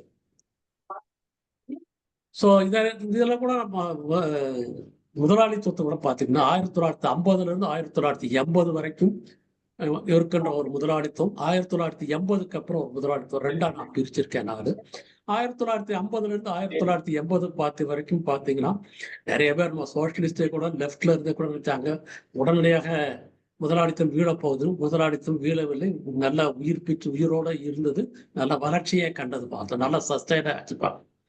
ஸோ 1950 1980 அந்த 30 வருட காலம் முதலாளித்துவம் நன்றாக வளர்ச்சி பெற்ற காலம். இந்த நன்றாக வளர்ச்சி பெற்ற காலத்துல கவர்மெண்ட்டும் ஃபண்டு பண்ணாங்க, கார்பரேட் செக்டர்ஸும் ஃபண்டு பண்ணாங்க. ஆனா கவர்மெண்ட் ஃபண்டிங் சப்ஸ்டான்ஷியலா இருந்தது. ஸோ கார்பரேட் செக்டர் தான் இப்பவும் கண்ட்ரோல் பண்றாங்க. கவர்மெண்ட் மூலமோ இன்டைரக்டா கண்ட்ரோல் பண்றாங்க, நேரடியாகவும் கண்ட்ரோல் பண்ணாங்க. ஆனாலும் சயின்டிபிக் கம்யூனிட்டி பார்த்தீங்கன்னு வச்சுக்கோங்க, சயின்ஸுக்கு ஒரு அட்டானமி இருந்தது. சயின்டிபிக் கம்யூனிட்டி ஓரளவுக்கு அட்டானமஸா இருந்தாங்க. அதான் பின்னாடி அவங்க ஊர்ல இந்த மெயின் ஸ்ட்ரீம்ல இருக்கின்ற கிரிட்டிக்ஸ் இருக்காங்கல்ல, இதைத்தான் சொல்றாங்க. சயின்ஸோட கேரக்டரே நியோலிபரலிசம் வந்ததுக்கு அப்புறம் மாறணுன்றது இதான் சொல்றாங்க. சயின்ஸுக்குன்னு ஒரு அட்டானமஸ் கேரக்டர் அது வந்து கவர்மெண்ட்டுக்கு கட்டுப்படாம இருந்தது, கார்பரேட் செக்டருக்கு கட்டுப்படாம ஓரளவுக்கு இருந்தது. கார்பரேட் அதாவது என்னன்னா கார்பரேட் செக்டர் தேவைகளை பூர்த்தி பண்றதுக்கு ஒரு சயின்ஸ் நடந்தது. பட் அது மட்டும் இல்லாமல் வேற சயின்ஸும் நடந்தது. இது எந்த காரணம்? 1950 இருந்து 1980 நடந்த காலத்துல. 1980க்கு அப்புறம் நியோ லிபரலிசம் வருது. இப்ப என்னன்னா நியோ லிபரலிசம் வந்த உடனே கவர்மெண்ட் எல்லா கவர்மெண்ட்டும் பாத்தீங்கன்னா சயின்ஸுக்கு நிதி உதவி செய்யறது இல்லையா, அதை கரெக்டா விட்ரா பண்ண ஆரம்பிச்சிட்டாங்க. சயின்ஸுக்கு நிதி உதவி விட்ரா பண்ண ஆரம்பிட்டாங்க, ஹெல்த்துக்கு நிதி உதவி விட்ரா பண்ண ஆரம்பிட்டாங்க, எஜுகேஷனுக்கு நிதி உதவி விட்டாங்க. முழுக்க பிரைவேட் செக்டர்டே விட்டாங்க. இப்ப சயின்ஸுங்கிறது முழுக்க கார்பரேட் செக்டருக்குள்ளாரியே அதனுடைய கண்ட்ரோலுக்குள்ளாரியே போயிடுச்சு. அறிவியலுக்கும் சமுதாயத்துக்குள்ள தொடர்புலேயே பெரிய மாற்றங்கள் ஏற்பட்டு விட்டது. இதை மார்க்சிஸ்டுகள் மட்டும் சொல்லவில்லை, அவர்களே மெயின் ஸ்ட்ரீம்ல இருக்காங்க இல்லையா, சமுதாயத்தின் மீது அக்கறை உள்ளவர்கள், அவர்களே இதை பத்தி நிறைய பெரிய அளவில் இப்போ டிஸ்கஸ் பண்றாங்க. எக்ஸப்டிங் இந்த லாங்குவேஜ் மட்டும் யூஸ் பண்ண மாட்டாங்க, மார்க்சிஸ்ட் லாங்குவேஜ் யூஸ் பண்ண மாட்டாங்க. பட் எசென்ஷியலா அவங்க சொல்றதுக்கு அவர்கள் தான் இன்னைக்கு நிறைய தரவுகள் நமக்கு தராங்க, பார்ப்போம், நிறைய விவரங்களை தர்றாங்க. இன்ஃபேக்ட் இன்னும் சொல்ல போனா இடதுசாரி இயக்கமோ அல்லது மார்க்சிஸ்டுகளோ இந்த அளவுக்கு அவர்கள் செய்கின்ற பணிக்கு இணையாக வேலை செய்யறது இல்லை. ஸோ இப்போ இதில் என்ன முக்கியமாக நான் சும்மா சம்மரைஸ் பண்ணியிருக்கேன். ஏற்கனவே இன்னும் ஒரு 5 நிமிடத்தில் முடிச்சிருவேன், 5 அல்லது 10 நிமிஷத்தில் முடிச்சிருவேன். முக்கியமாக இதில் என்ன பார்க்கணும், நியோ லிபரலிசத்தில் பார்த்தீங்கன்னு வச்சுங்களேன், அறிவியலே சந்தை சரக்காக மாறிவிட்டது. அவங்க யூஸ் பண்றது கமாடிஃபிகேஷன் ஆஃப் சயின்ஸ், சயின்டிஃபிக் நாலேஜுங்கிறது. ஸோ அறிவியல் சயின்டிஃபிக் நாலேஜுங்கிறது சந்தை சரக்காக மாறி, சந்தை சரக்குங்கிறது மார்க்சிஸ்ட் திட்டம், மார்க்கெட் கமாடிட்டி. உதாரணமாக ஜெனட்டிக்கலி மாடிஃபைட் மவுஸ். இந்த மவுஸ் சாதாரண நார்மலா இருக்கிற மவுஸ்ல இருக்கின்ற ஜீனை மாடிஃபை பண்ணி ஜெனட்டிக்கலி மாடிஃபைட் மவுஸ்ன்னு பேர். இந்த பர்டிகுலர் டிசீஸ் வர மாதிரி, பர்டிகுலர் டிஃபிஷியன்சி எல்லாம் வர்ற மாதிரி. இந்த ஜெனட்டிக்கலி மாடிஃபைஸ் இப்ப வியாபாரத்துக்கு வந்துடுச்சு. நீங்க உங்க லேப்ல ஆராய்ச்சி இந்த பர்டிகுலர் இதுக்கு ஆராய்ச்சி பண்ணணும்னு வச்சுக்கிறா, அந்த ஜெனட்டிக்கல் மாடிஃபைட் மவுஸுக்கு நீங்க காசு கொடுத்து வாங்கணும், அது பிரச்சனை இல்லை. அதுக்கு இன்டெலெக்சுவல் பேட்டன்ட் ரைட் பண்ணிட்டாங்க. அப்ப என்னன்னா ஒரு குறிப்பிட்ட செக்டர் யாரோ ஒரு மோனோபொலி இருக்காங்க பாருங்க, அவங்க கிட்ட தான் நீங்க வாங்கி ஆகணும். இப்ப லேட்டஸ்டா நான் இப்ப பார்த்துக்கிட்டு இருந்தது வெதர் டேட்டா. இந்த இப்போ இவ்வளவு நாளா வெதர் டேட்டா அமெரிக்கால இருந்து பார்த்து யூரோப்லயும் பாத்தீங்கன்னா எல்லா ஊர்லயும் பாத்தீங்கன்னா கவர்மெண்டே வெதர் பியூரோ மெட்ராலஜிக்கல் ஆப்சர்வேட்டரிஸ்லாம் வச்சிருப்பாங்க. அவங்க தான் எல்லா விதமான டேட்டா சப்ளை பண்ணுவாங்க.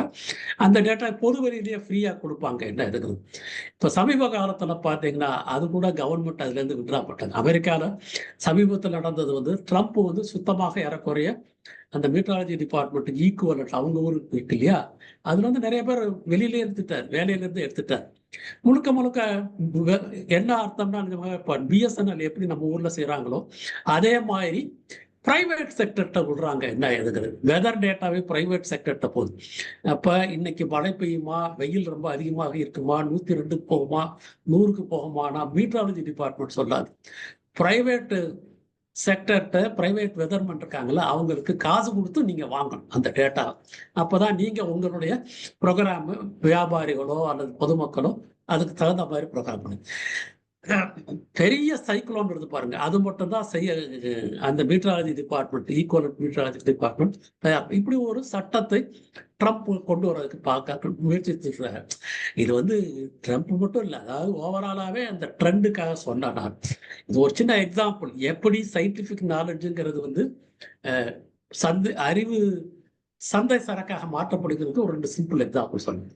இன்டெலெக்சுவல் பேட்டர்ன் ரைட் முழுக்க இப்ப சயின்ஸை வந்து அதனுடைய யூஸ், அதனுடைய மக்களுக்கு பயன்பாடு இன்டெலெக்சுவல் ப்ராப்பர்ட்டி ரைட் தான் தீர்மானிக்கிறது. கார்பரேட் செக்டருடைய லாப வேட்கை, அதாவது சயின்ஸ் எப்படி பண்ணணும், எந்த டைரக்ஷன்ல பண்ணணும், என்ன மாதிரி பண்ணணுங்கிறதையே தீர்மானிக்க ஆரம்பிச்சிட்டாங்க. சயின்ஸோட கேரக்டரே மாறிப்படுது. நான் வந்து மார்க்சிஸ்ட் ஸ்டடிங்கிறத தொட்டு நான் இங்கே சொல்றேன். பயன் மதிப்புக்கும் பரிவர்த்தனை மதிப்புக்கும் இடையிலான ஒரு பயன்பாட்டு மதிப்புல use value and exchange value, பயன் மதிப்புக்கும் பரிவர்த்தனை மதிப்புக்கும் இடையிலான முரண்பாடு, contradiction between use value and exchange value. இந்த ஃபேக்டர்ஸ் இப்போ சொன்ன பாருங்க, இவை அனைத்தும் ஒன்றோடு ஒன்று தொடர்புள்ளவை. ரொம்ப சிம்பிளான எக்ஸாம்பிள் நான் சொல்லணும்னு பார்த்துக்கலாம். கோவிட் வேக்சினேஷனுக்கும் எபோலா வைரஸுக்கான வேக்சினேஷனும் இல்லை வித்தியாசத்தை நான் பார்க்குறேன். நான் எபோலா வைரஸ்ங்கிறது சவுத் ஆப்பிரிக்காவில் வருது. ஆப்பிரிக்காவில் கண்ட்ரிஸ் வந்து ஒன்று மார்க்கெட் லிமிட்டட் மார்க்கெட்டு, அப்புறம் ரொம்ப புவர் நேஷன்ஸ். அதை தொட்டு வேக்சினேஷன் வந்து நீங்கள் டெவலப் பண்ணிங்கன்னா அங்கே அதிகமாக விற்பனை பண்ண முடியாது.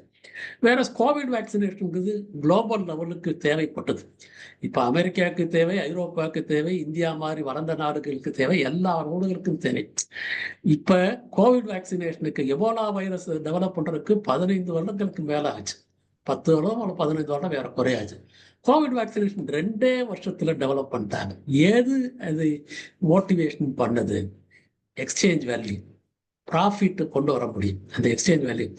So use value, exchange. நான் ஒரு சின்ன உதாரணம் சொல்லுவேன். யூஸ் வேல்யூக்கும் எக்ஸ்சேஞ்ச் வேல்யூவும் சாதாரணமாக காலேஜெல்லாம் பேசும்போது சொல்ற உதாரணம் சரவணபவன் எக்ஸாம்பிள். சரவணபவன் வந்து நல்ல சுவையான ஃபுட்டை தருவாங்க. இன்னைக்கு சரவணபவனே இல்லை, அப்போ நான் சொன்னது. ஸோ அந்த ஹோட்டல் வந்து சுவையான ஃபுட்டு தருவாங்க. ஆனால் சுவையான ஃபுட்டு வந்து தருவது அவர்களுடைய முக்கியமான நோக்கம் இல்லை. அதை வைத்து பணம் பண்ணுவதுதான் அவர்களுடைய முக்கியமான நோக்கம். ஆனால் யூஸ் வேல்யூ இல்லாம எக்ஸ்சேஞ்ச் வேல்யூ இருக்க முடியாது, எக்ஸ்சேஞ்ச் வேல்யூ இல்லாம யூஸ் வேல்யூ இருக்க முடியாது. இது முதலாளித்துவத்தோட கேரக்டர். பழைய சொசைட்டில அந்த மாதிரி இல்லை. முதலாளித்துவத்தோட கேரக்டர்னா ரெண்டும் இருக்கணும். ஒரு கமாடிட்டிக்கு யூஸ் வேல்யூ இருக்கணும், எக்ஸ்சேஞ்ச் வேல்யூ இருக்கணும். அப்பதான் அது முதலாளித்துவத்துல சந்தை சரக்காக முடியும். ஸோ இதுல வந்து யூஸ் வேல்யூ, கோவிட் வேக்சினேஷனுக்கு யூஸ் வேல்யூ அதிகம், யூஸ் வேல்யூ இருந்தது, எக்ஸ்சேஞ்ச் வேல்யூவும் இருந்தது. அதை தொட்டு பண்ணாங்க. எபோலா வைரஸுக்கு யூஸ் வேல்யூ மட்டும்தான் இருந்தது, எக்ஸ்சேஞ்ச் வேல்யூ ரொம்ப குறைவாக இருந்தது. அதை தொட்டு எபோலா வைரஸ் டெவலப் பண்றதுக்கு அவ்வளோ ஆர்வம் காட்டவில்லை. இதே தான் ஆன்டிபயோட்டிக்ஸுக்கும் இந்த குரோனிக் டிசீஸுக்கும் உள்ள ட்ரக்ஸை கண்டுபிடிக்கிறது. ஆன்டிபயோட்டிக்ஸ் ஒரு வாரத்துக்கு மேலே யூஸ் பண்ண போறதில்லை. ஸோ அதுக்கு தேவையான ட்ரக்ஸ் தான் நீங்கள் உருவாக்க முடியும். அந்த அளவுக்கு தான் ட்ரக்ஸை உருவாக்க முடியும். வேற குரோனிக் டிசீஸுக்கான ட்ரக்ஸ் அதை பெரிய அளவில் ஒர்க் பண்ண முடியும். அது எக்ஸ்சேஞ்ச் வேல்யூ நிஜமாகவே ஒரு பாதிக்கும். ஸோ மருந்து கம்பெனிகள், பார்மசூட்டிக்கல் இண்டஸ்ட்ரீஸ் தான் முக்கியமாக. பிசிக்கல் சயின்ஸை விட நியோ லிபரலிஸோட மிக முக்கியமான தாக்கம் எங்கே பார்க்கலாம்னா லைஃப் சயின்ஸில் தான் மிக முக்கியமாக பார்க்கலாம். பிசிக்கல் சயின்ஸில் அந்த அளவுக்கு இல்லை. வெதர் டேட்டானா ஒரு சின்ன விஷயங்கள் தான், வெதர் டேட்டா, ஸ்பேஸ் சயின்ஸ்லாம் இருக்காது. பட் ஆனால் மிக முக்கியமான தாக்கம் எங்கே பார்க்கலாம்னா பயாலஜிக்கல் சயின்ஸில் தான். ஜெனட்டிக்லி மாடிஃபைட் ஃபுட்டு, ஜெனட்டிக்ஸு, இந்த ஃபார்மசூட்டிக்கல் இண்டஸ்ட்ரீஸ். ஃபார்மசூட்டிக்கல் இண்டஸ்ட்ரீஸ் பார்த்தீங்கன்னு வச்சுங்களேன், டோட்டலாக அறிவியலோட கேரக்டரே மாற்றிட்டாங்க. ஓப்பன் மைண்டோட இருந்த அறிவியலை சீக்கிரசி கொண்டு வந்துட்டாங்க. ஸோ புவி வெப்பமாயதம், இது வந்து ஒரு சின்ன உதாரணத்துக்காக சொன்னாலும் இந்த 2 நிமிஷத்துக்கு கொஞ்சம் புவி வெப்பமாயதாலும் முதலாளித்துவம் கடைசி எக்ஸாம்பிள் நமக்கு. இந்த புவி வெப்பமாயதம், குளோபல் வார்மிங் பார்த்தீங்கன்னு வச்சுங்களேன், பலவிதமான யார் responsible for that? Fossil fuels தான் ரொம்ப அதிகமாக தொழிற்புரட்சிக்கு அப்புறம் செய்கிறது அனைத்தும் முதலாளித்துவ நாடுகள் தான் முக்கியமான காரணம். முதலாளித்துவ நாடுகள் தான் அதற்கான சொல்யூஷனோட வரணும், அதற்கான தீர்வோட வரணும். அதற்கான சொல்யூஷன் தீர்வோட முதலாளித்துவ நாடுகள் வரவில்லை. மாறாக அவர்கள் கட்டுப்படுத்த மாட்டார்கள், வளர்ந்த நாடுகளை கட்டுப்படுத்த சொல்லுகிறார்கள். இது ஒரு ஆஸ்பெக்ட். இன்னொரு ஆஸ்பெக்ட் என்னன்னு பார்த்தீங்கன்னா, என்ன விதமான சொல்யூஷன் சொல்லலாம்? அந்த டீக்ரோத்துங்கிறது ஒரு சொல்யூஷன். கார்பன் ட்ரேடிங், கார்பன் ரிமூவலையும் கார்பன் அப்சார்ப்ஷன், கார்பன் எமிஷன் இருக்கு இல்லையா, எக்ஸஸ் எமிஷன், அதையே ஒரு கமாடிட்டியா மாத்திட்டாங்க. ஸோ கார்பன் ட்ரேடிங்கிறது ஏறக்குறைய ஒரு பர்மிட் இது பண்ற மாதிரி, அதிகமாக எமிட் பண்றவங்களுக்கு, லோயர் எமிட் பண்றவங்களுக்கு ஒரு யூனிட் மாதிரி தருவாங்க. குறைச்ச எமிட் பண்றவங்க அந்த குறைச்ச யூனிட்ல இருந்து அவங்களுக்கு இருக்கிற யூனிட்டை அதிகமான இருக்கிறவங்க எமிட் பண்றதுக்கு வித்துடலாம். ஸோ இந்த ஒரு மாதிரி அதையே ஒரு கமாடிட்டாக மாத்திட்டாங்க. ஸோ இன்னும் பல உதாரணங்களை நான் சொல்ல முடியும். கால நேரம் கருதி அதிகமாக போகவில்லை. ஸோ நான் ஏறக்குறைய கடைசி ஸ்லைடு வந்துட்டேன் நினைக்கிறேன். நான் சுகுமார் சொன்னது போல நான் எப்பொழுதும் ஒரு கச்சேரியின் முடிவில் மங்களம் பாடுவது போல எனது உரையின் முடிவில் குவாண்டம் மெக்கானிக்ஸாக இருக்கட்டும், சயின்ஸ் அண்ட் சொசைட்டியாக இருக்கட்டும், வேற எந்த டாக்கிட்டாலும் இறுதியாக ஸ்லைடு இறுதியான முடிப்பது எப்பொருள் யார் யார் வாய் கேட்கணும் அப்பொருள் மெய்ப்பொருள் காண்பது. நான் படித்ததை புரிந்து கொண்டதை வைத்து உங்களுக்கு ஒரு மணி நேரம் என்னன்னு என்னுடைய கருத்தை பிரசன்ட் பண்ணதான். நீங்கள் இந்த கருத்துக்களை புரிந்து கொண்டு உருவாக்கி கொண்டு நிறைய மெட்டீரியல்ஸ் நெட்ல போனீங்கன்னா இருக்குது.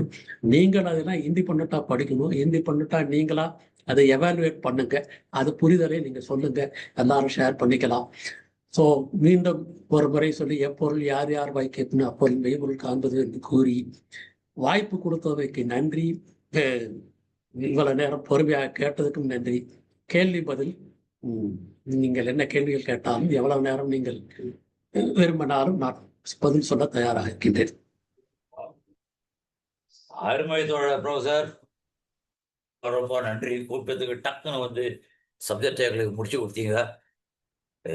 அடி என்னை தூண்டி விட்டீங்க. எடுத்து நான் ஜாஸ்தி பேசுறதோட மிச்ச பேர் நிறைய பேர் இருக்கீங்க. சொல்லுங்க. எல்லாரும் என்ன கேள்வி வேணுமோ ப்ரொஃபசர் முருகன் கிட்ட தோழர் முருகன் கிட்ட பேசலாம். தவக்கம் இல்லாம இருக்கலாம். நான் இந்த கேள்வி கேட்டாக்க ப்ரொஃபசர் தப்பா நினைச்சுப்பாரோ, அதெல்லாம் இல்லை.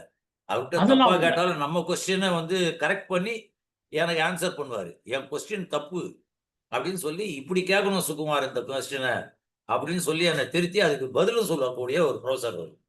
அதனால யார் வேணாலும் அவர் ஓப்பனா கேள்வி கேட்கலாம். அருமையான ஒரு டிஸ்கோர்ஸ் இது. இந்த அதான் ப்ரொஃபசர்ன்றது அவர் காமிச்சிட்டாரு. என்ன ஒண்ணு நிறைய நேரம் நம்மளால உட்கார முடியல. அவர் விட்டா அவருக்கு நான் 2 மணி தொடர்ச்சியா கிளாஸ் எடுக்கிற ப்ரொஃபசர் அவரு. நான் அவரை காலையிலே போய் நான் டிஸ்டர்ப் பண்ணியிருக்கேன் நானு.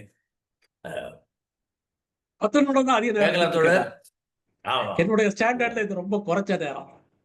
அதிகமா பேசிய பழக்கம் போட்டவனா. தொடர் ஒரு கேள்வி என்னன்னா, ஜேடி பெர்னால் பத்தி நிறைய பேசியிருக்காரு தோழரும். ஒரு புத்தகமும் வால்யூம் 1 வந்து குறிப்பெடுத்து புத்தகமும் வந்திருக்கு. பட் ஜேடி பெர்னாலுக்கு அப்புறம் வந்து அதே விஷயத்த டீல் பண்ண ஆட்கள் பத்தி பலரை பத்தி ஒரு அறிமுகம் இருந்தா நல்லா இருக்கும். ஏன்னா ஜேடி பெர்னால் ஒரே ஆள் தான் அந்த மாதிரி சயின்ஸையும் சொசைட்டியும் மார்க்சிசத்தையும் இணைச்சு பேசின அவர் மட்டும்தான் பேசினாரா, இல்ல வேற யாராவது அதே மாதிரி பேசியிருக்காங்களா? அதிகமாக இல்லை, 1-2 பேர் தான் பேசியிருக்காங்க. பட் ஜேடி பெர்னால் மாதிரி அவங்க எல்லாம் காம்ப்ரிஹென்சிவா பேசல. நிறைய விஷயங்களை சில குறிப்பிட்ட விஷயங்களை பேசியிருக்காங்க. ரொம்ப குறிப்பாக பார்க்க வேண்டியது சவுத் அமெரிக்காவை சேர்ந்த ஒரு 2 மார்க்சிஸ்ட் அறிஞர்கள், லிவான்டின் அண்ட் லெவின்ஸ். அவங்க 2 பேரும் டயலெக்டிக்கல் பயாலஜிஸ்ட் ஒரு புத்தகம் எழுதியிருக்காங்க. அவங்க பல விஷயங்கள், அவங்க 2 பேரும் பயாலஜிஸ்ட். அந்த புத்தகத்துல பல விஷயங்கள் இருக்காங்க. இன்னும் நிறைய புத்தகங்கள் போட்டிருக்காங்க. அதுல லிவான்டின் பல பிரமாதமான ஒர்க்கே பண்ணியிருக்காரு. ஜெனட்டிக்ஸ்ல ஒரு பிரமாதமான ஒர்க்கே பண்ணி ரேசிசத்துக்கு எதிராக ஒரு பிரமாதமான ஆராய்ச்சியை பண்ணியிருக்காரு. அந்த புத்தகம் படிக்க வேண்டிய புத்தகம். அவர் நிறைய லெக்சர்ஸ்லாம் கொடுத்துருக்காங்க. யூடியூப்ல இருக்கு, புத்தகமும் இருக்குது, பார்க்கலாம் நீங்க. அதில் வந்துட்டு ரோசன் 2 பேர். அவங்க கொஞ்சம் இந்த கன்வென்ஷனல் மார்க்சிசத்துல இருந்து கொஞ்சம் மாறி போறாங்க. என்ன இதுங்க சில விஷயங்கள் எல்லாம் பார்த்தீங்கன்னா, நாம ஒரு மார்க்சிஸ்ட் புரிதல் நம்ம என்ன நினைக்கிறோமோ அந்த மாதிரி இல்லை. ஆனா அப்படிதான் இருக்கணும். நிஜமாவே ஓரளவுக்கு மேல நிஜமாக அதிக பேர் இல்லை. அது கூட நான் யாரோ ஒருத்தர் எழுந்தார் பார்த்தேன். ஏன்னா இதற்கான வாய்ப்புகள் ரொம்ப குறைவா ஆரம்பிச்சிருச்சு நிஜமாக. நீங்க ஜேடி பெர்னால்லாம் இருந்தப்ப யூனிவர்சிட்டிலேயே இருந்தார். ஜோசப் நீடாம் அவர் யூனிவர்சிட்டிலேயே இருந்தார். ஸோ யூனிவர்சிட்டிலேயே அதுக்கான வாய்ப்புகள்லாம் இருந்தது. அதற்கப்புறம் நிஜமா 1960, 70 அதுக்கப்புறம் பார்த்தீங்கன்னா அதற்கான வாய்ப்புகள் குறைஞ்சிச்சு. வேலையே கிடைக்காது உங்களுக்கு நிஜமாக. ஸோ அதற்கானே நீங்க என்ன பண்ணணும், அதை விட்டுட்டு வேற மாதிரி தான் ரிசர்ச் பண்ண வேண்டியிருக்கும். இது ஒரு காரணமா இருக்கலாம். வேற ஏதோ ஒரு காரணத்தினால அதிகமாக இதுல ஒர்க் பண்ணல பார்க்குறோம். ஆனா நிறைய ஆர்டிகிள்ஸ் எழுதிக்கிட்டே இருக்கிறாங்க. மந்த்லி ரிவ்யூல பார்த்தீங்கன்னா நிறைய ஆர்டிகிள்ஸ் கண்டினியூஸா வந்துட்டு இருக்குது. அவங்களுடைய பல socialist in defence of Marxism அதுலலாம் பார்த்தீங்கன்னா நிறைய ஆர்டிகிள்ஸ் ஒவ்வொரு டாபிக்ஸை பற்றி வருது. சோஷலிஸ்ட் ரிஜிஸ்டர் வச்சிருக்காங்க, அது ஒரு ஆர்கனைசேஷன் இருக்குது. அவங்க ஒரு ட்ராட்ஸ்கைட்ஸ்லாம் சேர்ந்து ஏதோ ஒரு ஆர்கனைசேஷன் வச்சிருக்காங்க, அவங்களே எழுதுறாங்க. இதெல்லாம் என்ன பார்த்தீங்கன்னா ஜேடி பெர்மானர் காம்ப்ரிஹென்சிவா புத்தகமாக எழுதவில்லை, ஆனால் இதெல்லாம் ஒட்டுமொத்தமாக பார்த்தீங்கன்னா இருக்கும். ஏன்னா இது தேவை நிஜமாக. ஏன்னா ஜேடி பெர்னார் வாழ்ந்த காலம் 1967 71 நம்ம இறந்துடுறாரு. 1971 அப்புறம் தான் நிறைய விஷயங்கள் நடக்குது, அதெல்லாம் புரிந்து கொள்ளுது. ஆனா பேசிக் ஃப்ரேம் ஒர்க் நான் இன்னைக்கு பேசுனதெல்லாம் ஜேடி பெர்னார்டுடைய ஃப்ரேம் ஒர்க்ல தான் பேசுறேன். அந்த ஃப்ரேம் ஒர்க் ஜேடி பெர்னார்டு ஏற்கனவே கொடுத்துட்டு போயிட்டார். அந்த ஃப்ரேம் ஒர்க்ல தான் இன்னும் தொடர்ந்து எல்லாரும் ஆர்கியூ பண்ணிட்டு இருக்காங்க.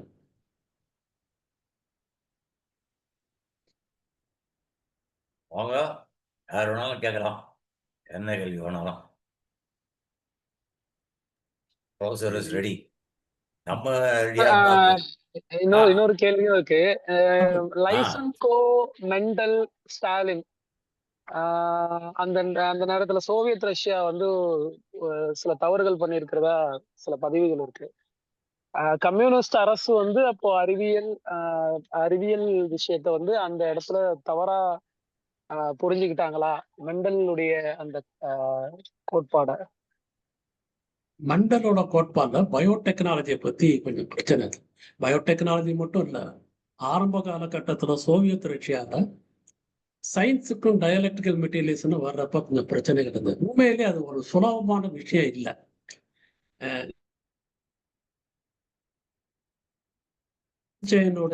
General special theory of relativity, general theory of relativity, quantum mechanics, இதை பத்தி சோவியத் ரஷ்யால ஸ்டாலின் காலத்துல டிபேட் வருது. என்னன்னு லெனின் காலத்திலேயும் வருது, ஸ்டாலின் காலத்திலேயும் வருது.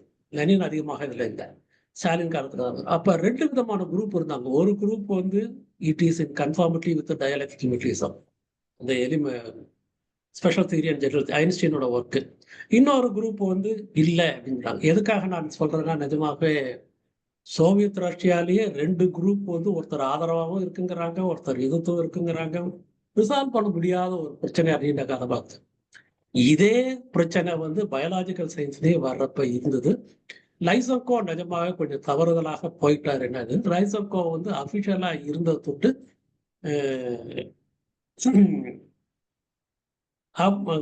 லைசன்கோட தவறு தான் சரி என்று எடுத்துக்கொள்ளப்பட்டது. அது பிற்காலத்துல திருத்திட்டாங்க சோவியத் ரஷ்யா தான். ஆனா ரொம்ப பிரமாதமான டேமேஜ் ஒன்றும் சொல்லல, பிற்காலத்தில் நிறைய.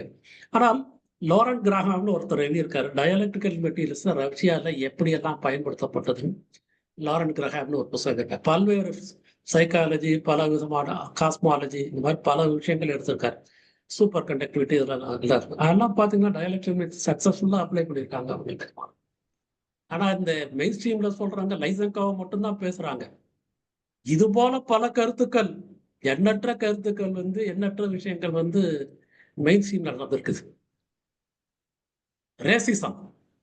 ரேசிசத்தை முதல் காலத்திலிருந்து 1800 இருந்து இன்றைக்கு வரைக்கும் அது வளர அறிவியல் பூர்வமாக ரேசிசம் ப்ரூவ் பண்ண முடியும்னு பாக்குறாங்க.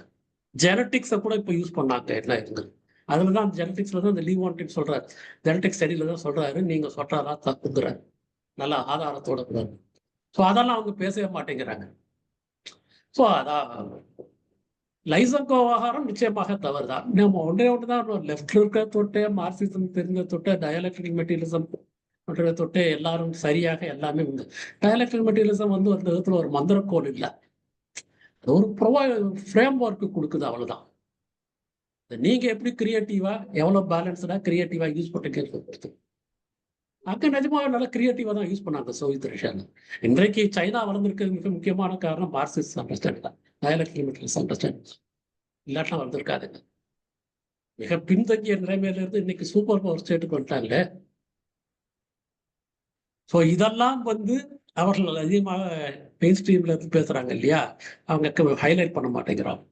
ஆனா நாம நிச்சயமா புரிந்து கொள்ள வேண்டும். மோசஸ் பிரபு, சூப்பர் கொஸ்டின். ப்ரொஃபசர் அதை விட ஒரு பிச்சு உதறிட்டாரு. நல்ல கொஸ்டின் கேட்டீங்க மோசஸ், சூப்பர் கொஸ்டின். வேற சொல்லுங்க, எல்லாம் கேள்வி கேட்கலாம். Is waiting for our question. வணக்கம் சார், நான் வெங்கடேஷன். சொல்லுங்க. சொல்லுங்க. நான் பாதியில தான் வந்தேன், முடிய வந்த கொஞ்சம் டைம் தான் கடுத்தது. ஆனா என் மனசுல நான் எப்படி நான் நீதிட்ட பேசி இந்த கிளாஸை நம்ம வந்து அப்ளைட் டயலெக்டிக்ஸ் கொண்டு வரணும்னு நினைச்சோமோ, அது எல்லாமே நான் மனசுல நினைச்சது எல்லாமே அப்படியே வருது. ப்ரொஃபசர் கிட்ட வந்து எனக்கு வந்து அப்படியே ஐயோ நாங்க சொல்லுவோம்ன்றையா ஃபேக்டரியில நாங்க அப்படியே தனித்தனியா உடைக்கணும், இதை மார்க்கெட்டிங் எப்படி, இதை வந்து தனித்தனியா ஒரு இண்டஸ்ட்ரி, ஸ்மால் இண்டஸ்ட்ரீஸ் எப்படி அப்ளைட் டயலெக்டிக்ஸா கொண்டு வரணுங்கிற பேசுனது இன்னைக்கு வந்து அந்த சயின்ஸினுடைய பரிணாமத்தையும் அது எப்படி வந்து அந்த கேபிட்டலுக்குள்ள மாட்டிக்கிட்டு சயின்ஸ் உள்ள போகுது, எவ்வளோ வைரஸையும் அந்த உதாரணமெல்லாம் வந்து உண்மையிலுமே இது நம்ம வந்து இதைத்தான் கொண்டு போகணும், இதைத்தான் இன்னைக்கு வந்து நம்ம விதைக்க வேண்டிய விதையா இருக்குது. நம்ம வந்து ராவா டயலெக்டிக்கல் மெட்டீரியல்ஸத்தை நம்ம கொண்டு போய்கிட்டு அதவே சொல்லிட்டு அதை படிச்சுட்டு அதோட விட்டுறாங்க. அந்த 4 விதியை அப்ளை பண்றதை விட்டுட்டு இன்னைக்கு வந்து இப்போ பேராசிரியர் மாதிரி ஆட்கள் வந்து இதை திருப்பி திருப்பி பாயிண்ட் அவுட் பண்ணி பர்டிகுலரா ஒவ்வொரு நம்ம இப்போ எடுத்துகிற மாதிரி ஒவ்வொரு சப்டைட்டில் இந்த டயலெக்டிக்கலை நம்ம கொண்டு போயிட்டே இருந்தோம்னா இது ரொம்ப யூஸ்ஃபுல்லான இது. இன்னைக்கு இருக்கக்கூடிய சொசைட்டிக்கு இது ரொம்ப பெருசா பயன்படும்னு நினைக்கிறோம். ஏன்னா இப்போ ஒவ்வொரு டாபிக் பாருங்களேன், ஃபார்மசூட்டிக்கல்ல அதே மாதிரி ஒவ்வொரு ஃபீல்டுலையும் அந்த டயலெக்டிக்கல் அப்ரோச் எப்படி இருக்கு. இன்னைக்கு வந்து அதை அந்த டயலெக்டிக்கரில் வந்து அது சோசியல் ஒரு சமூக உடைமை ஆக்குனதுனால தான் இன்னைக்கு சைனா வந்து இன்னைக்கு லெவலுக்கு போயிருக்கு. ஒரு சப்ஜெக்ட்ல உள்ள கொண்டாந்து அது வந்து ஒரு டயலெக்டிக்கல் அப்ரோச்சுங்கிறது வந்து அவங்களுக்கு குழந்தைகள்ல இருந்தே அவங்களுக்கு ஊட்ட ஆரம்பிச்சுட்டாங்க. அதனுடைய வெளிப்பாடா இன்னைக்கு வந்து 600 ரூபாய்க்கு வித்த ஹெட்ஃபோனை வந்து 60 ரூபாய்க்கு விற்கிற லெவலுக்கான ஒரு கண்டுபிடிப்புகள் வந்திருக்குன்னா அது இந்த இதுதான் நினைக்கிறேன். உண்மையாலுமே எனக்கு நான் பாதியிலேருந்து மிஸ் பண்ணிட்டேன். நான் ஃபுல்லாக நான் கேட்டுக்கிறேன். ரொம்ப தேங்க்ஸ் ப்ரொஃபசர். தேங்க்யூ. சும்மா ஒன்னே ஒன்று கூட நான் கேபிட்டலிசத்தை சயின்ஸ் எப்படி அஃபெக்ட் பண்ணுங்கிறது கேபிட்டலிஸ்ட் கண்ட்ரிஸை மட்டும்தான் பேசுறேன். நான் காலம் குறைவு காரணத்தினால சோஷலிஸ்ட் கண்ட்ரீஸ்ல இதே சயின்ஸ் எப்படி மாறுபட்ட வழியில பயன்படுத்தப்படுகிறதுங்கிறது பேசாமலே விட்டாங்க. கியூபாவையும் சைனாவையும் எடுத்துருக்கு. சைனாவை போய் ஓரளவுக்கு அதிகமாக தெரியாது. கியூபாவை பத்தி நிச்சயமாக சொல்லலாம். எப்படிலாம் சயின்ஸை வந்து பொதுமக்களுக்கு பயன்படுகிற வகையில் பயன்படுத்தப்படுறது. சோஷலிஸ்ட் கண்ட்ரீஸ்ல நிஜமாகவே இன்னைக்கு கூட பார்த்துட்டு தான் நான். அதாவது என்ன, இன்னைக்கு ஜெனட்டிக்கலி மாடிஃபைட் ஃபுட்டு வந்து சைனாலே இப்போ கொண்டு வர்றாங்க. என்ன அதே போல இந்த ஒன்று பார்த்துட்டு இன்னைக்கு சாயந்தரம் ஒன்று பார்த்துட்டு தரான். அதுவும் கூட intellectual property right. Intellectual property right தான் வேற ஒரு டாபிக் பார்த்தேன். சைனாவில் கொண்டு வர்றதுக்கும் அதுக்கும் நிறைய வித்தியாசம் இருக்குது. அமெரிக்காவில் கொண்டு வர்றதுக்கும் சைனாவுக்கும் கார்பன் ட்ரேடிங் வந்து கிளைமேட்டுக்கு வந்து இவங்க ஒரு விதத்துல சொல்றதுக்கும் சைனாலேயே கார்பன் ட்ரேடிங் பண்றாங்க. ஆனா சைனால கார்பன் ட்ரேடிங் பண்ற விதம் இருக்கு பாத்தீங்கன்னு வச்சுக்கலேன், என்டையர்லி டிஃபரெண்ட். அதுதான் சோஷலிசத்துக்கும் கேபிட்டலிசத்துக்கும் உள்ள முக்கியமான வித்தியாசம். நிறைய டீட்டெயில்ல கான்கிரீட் டீட்டெயில்ஸ் நிறைய பேசணும். இதுவா காலம் ரொம்ப குறைச்ச நேரம் தொட்டு நான் அவ்வளவு டீட்டெயிலாக அதெல்லாம் பத்தி பிரசன்ட் பண்ணலாம். இல்ல என்டையர்லி டிஃபரெண்ட்னா 1-2 பாயிண்டா தான் சொல்ல முடியுமா? சைனால அப்ளை பண்றது கார்பன் ட்ரேடிங் நான் நினைக்கிறேன் சுகுமார் தோழர், சொல்லுங்க. ப்ரொஃபஸருக்கு வாய்ப்பு கிடைச்சதுன்னா நம்ம இது வந்து இன்னும் ஒரு 2-3 டைட்டிலா அவர் எக்ஸ்டெண்ட் பண்ணலாம்னு நினைக்கிறேன். நீங்க சொல்லுங்க வெங்கடேசன்.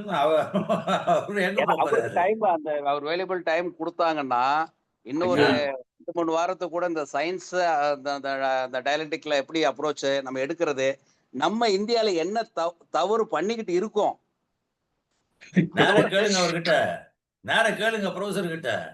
என்ன ப்ரொஃபசர் சார் வாரம் வராரா, அதுக்கு அடுத்த வாரம் வராரான்னு அவரே சொல்லிட்டான். நீங்களே டீல் போடுங்க, நான் ரெக்கமெண்டேஷன். இதை பொறுத்த வரைக்கும் 2 விஷயங்கள். ஒண்ணு, நீங்க நினைக்கிற அளவுக்கு நான் எக்ஸ்பர்ட் இல்லை. 2வது வந்து நீங்க நிச்சயமாக கலந்துரையாடுறதுக்கு நான் எப்பயுமே தயாரா இருக்கேன். அப்படிலாம் ஒன்றும் பிஸி எல்லாம் ஒன்றும் கிடையாது. நீங்க எல்லாம் சொன்ன அளவுக்கு நான் ஒன்றும் பிஸி கிடையாது. இதை விட வேற என்ன வேலை செய்ய போறேன்? எனக்கு 72 வயசாச்சு, ரிட்டையர் ஆயிட்டேன். நான் 15 வருஷத்துக்கு ரிட்டையர் ஆகி 15 வருஷம் ஆயிடுச்சு என்னது. ஸோ ரிட்டையர் லைஃப்ல ஐ எம் என்ஜாயிங் இட் இப்போதைக்கு. இதுல முக்கியமாக நான் ரிட்டையர் ஆனதுக்கு அப்புறம் தான் நிஜமாக மார்க்ஸோட ஒர்க்லாம் அதிகமாக படிக்க ஆரம்பிச்சேன். தேவபிராஷ் இங்க இருக்கார், மூலதன நூலை படித்தது எனக்கு இந்த நிறைய விஷயங்கள்ல உதவுச்சு. அதுதான் இன்னைக்கு அதெல்லாம் எப்ப மூலதன நூலாம் படிக்க ஆரம்பிச்சது, ரிட்டையர் ஆனதுக்கு அப்புறம் தான் படிக்க ஆரம்பிச்சேன். அது தொட்டு அப்படிலாம் ஒன்றும் பிஸி மேன்லாம் கிடையாது. அப்படியானால் நீங்கள் பேசலாம் தாராளமாக, என்ன இருக்கு. தொடர்ந்து எடுக்கலாம். ஏன்னா நம்ம வந்து நம்ம எப்படிதான் இதை யாரு பூனைக்கு மணி கட்டுறது அப்படிங்கிறதுலதான் நானு நீதி தோழர் சுமார் தோழர் பேசி இதை எடுத்து விட்டோம். நாங்க எடுக்கும்போது ஸ்டார்டிங் பண்ணும்போது என்ன நினைச்சோம்னா, தப்பா கூட நம்ம பேசட்டும் பரவாயில்ல, ஆனா இந்த டாபிக் எடுக்கணும், அப்ளைடு டயலெக்டிக்ஸ நம்ம கொண்டு போகணும், பரவாயில்ல ஒவ்வொருத்தரும் அவங்கவுங்க துறையில இருந்து பேசட்டும் அப்படிங்கிற இதுல தான் நாங்க ஆரம்பிச்சோம். அது இன்னைக்கு வந்து உண்மையாலுமே எனக்கு நீதி தோழர் எனக்கு ரொம்ப சந்தோஷமா இருக்கு. நம்ம நம்ம சுகுமார் தோழர் உண்மையில நான் சொல்ல மாட்டேன், நம்ம ஒரு லெவலுக்கு நம்ம வந்துகிட்டு தான் இருக்கிறோம் அப்படிங்கிற முருகன் தோழர் எடுத்ததெல்லாம் பார்த்தோன்னா எனக்கு நான் வந்து இது வந்து 88ல வந்து மூட்டா ஆரம்பிச்ச சமயத்துல எடுத்த கிளாஸஸ்ல நான் கொஞ்சம் கொஞ்சம் இதுல இந்த இந்த வார்த்தைகள்லாம் கேட்டிருக்கேன். மூட்டா அந்த ப்ரொஃபசர்ஸ் அப்போ எடுக்கும்போது இந்த வகுப்புகள்ல இந்த சப்ஜெக்ட் கொஞ்சம் கொஞ்சம் வரும். அவங்க அந்த டயலெக்டிக்கல் எடுக்கும்போது சயின்ஸினுடைய இது எப்படி மாட்டிக்கிச்சு அப்படிங்கிறது அதுக்கப்புறம் நான் இப்பதான் கேட்கிறேன். ரொம்ப ரொம்ப நன்றி ப்ரொஃபசர். எனக்கு உண்மையாலுமே எனக்கு ரொம்ப பர்சனலா ரொம்ப சந்தோஷம் இன்னைக்கு. நான் என்ன அன்பார்ச்சுனேட்டா நான் முக்காவாசிக்கு அப்புறம் தான் வந்தேன் இன்னைக்கு லேட்டு. சரிங்களா? காம்ரேட் ஒரு क्वेश्चन. இது சயின்ஸ் அண்ட் சொசைட்டி ஸ்ருதி கேக்குறாங்க கேள்வி. நல்ல சத்தமா கேளுங்க. கேக்குதா நான் பேசுறது? கேக்குது கேக்குது கேக்குது. வயசாச்சுப்பா. Science and society science and சொசைட்டியோட ரிலேஷன்ஷிப் பத்தி பேசிட்டு இருந்தீங்க. இந்த டெக்னாலஜி அதோட ரோல் என்ன? அது technology and science, technology and society. So இல்ல, அதையும் சயின்ஸ் இந்த 20ஆம் நூற்றாண்டுல இருந்து 20ஆம் நூற்றாண்டுக்கு முன்னாடி வேற. இப்ப மார்க்ஸே எழுதி இருக்கிறார், நீராவி இன்ஜின், ஸ்டீம் இன்ஜின் வந்து மார்க்ஸ் நல்ல பிரமாதமா எழுதியிருக்காரு. சயின்ஸ்னால வளரல. இன்னும் வேற ஒரு கேள்வி, ஸ்டீம் இன்ஜின் வந்து இண்டஸ்ட்ரியல் ரெவல்யூஷனை கொடுத்ததா, இண்டஸ்ட்ரியல் ரெவல்யூஷன் ஸ்டீம் இன்ஜினை கொடுத்ததா? இது ரொம்ப டிபேட் பண்றவங்க எல்லாரும். மார்க்ஸ் கிளியரா சொல்லிட்டார், இண்டஸ்ட்ரியல் ஸ்டீம் இன்ஜின். இதனுடைய அர்த்தம் என்னவென்றால், நிஜமாகவே அந்த காலத்துல, அதாவது 1800 வரைக்கும் இருந்த டெக்னாலஜி பார்த்தீங்கன்னா சயின்ஸோட ரோல் ரொம்ப குறைச்சல். சில விஷயங்கள்ல ஹெல்ப் பண்ணுச்சு. இப்போ for instance ship building, longitudinal determination, time determination, அந்த மாதிரி சில விஷயங்கள் எல்லாம் ரொம்ப ஹெல்ப் பண்ணுச்சு. சின்ன விஷயங்கள்லாம் இருக்கு. ஆனால் முக்கியமாக எப்போ மாறுதுன்னா 1800ல வந்து electrical power generation, electrical communication, dye industry.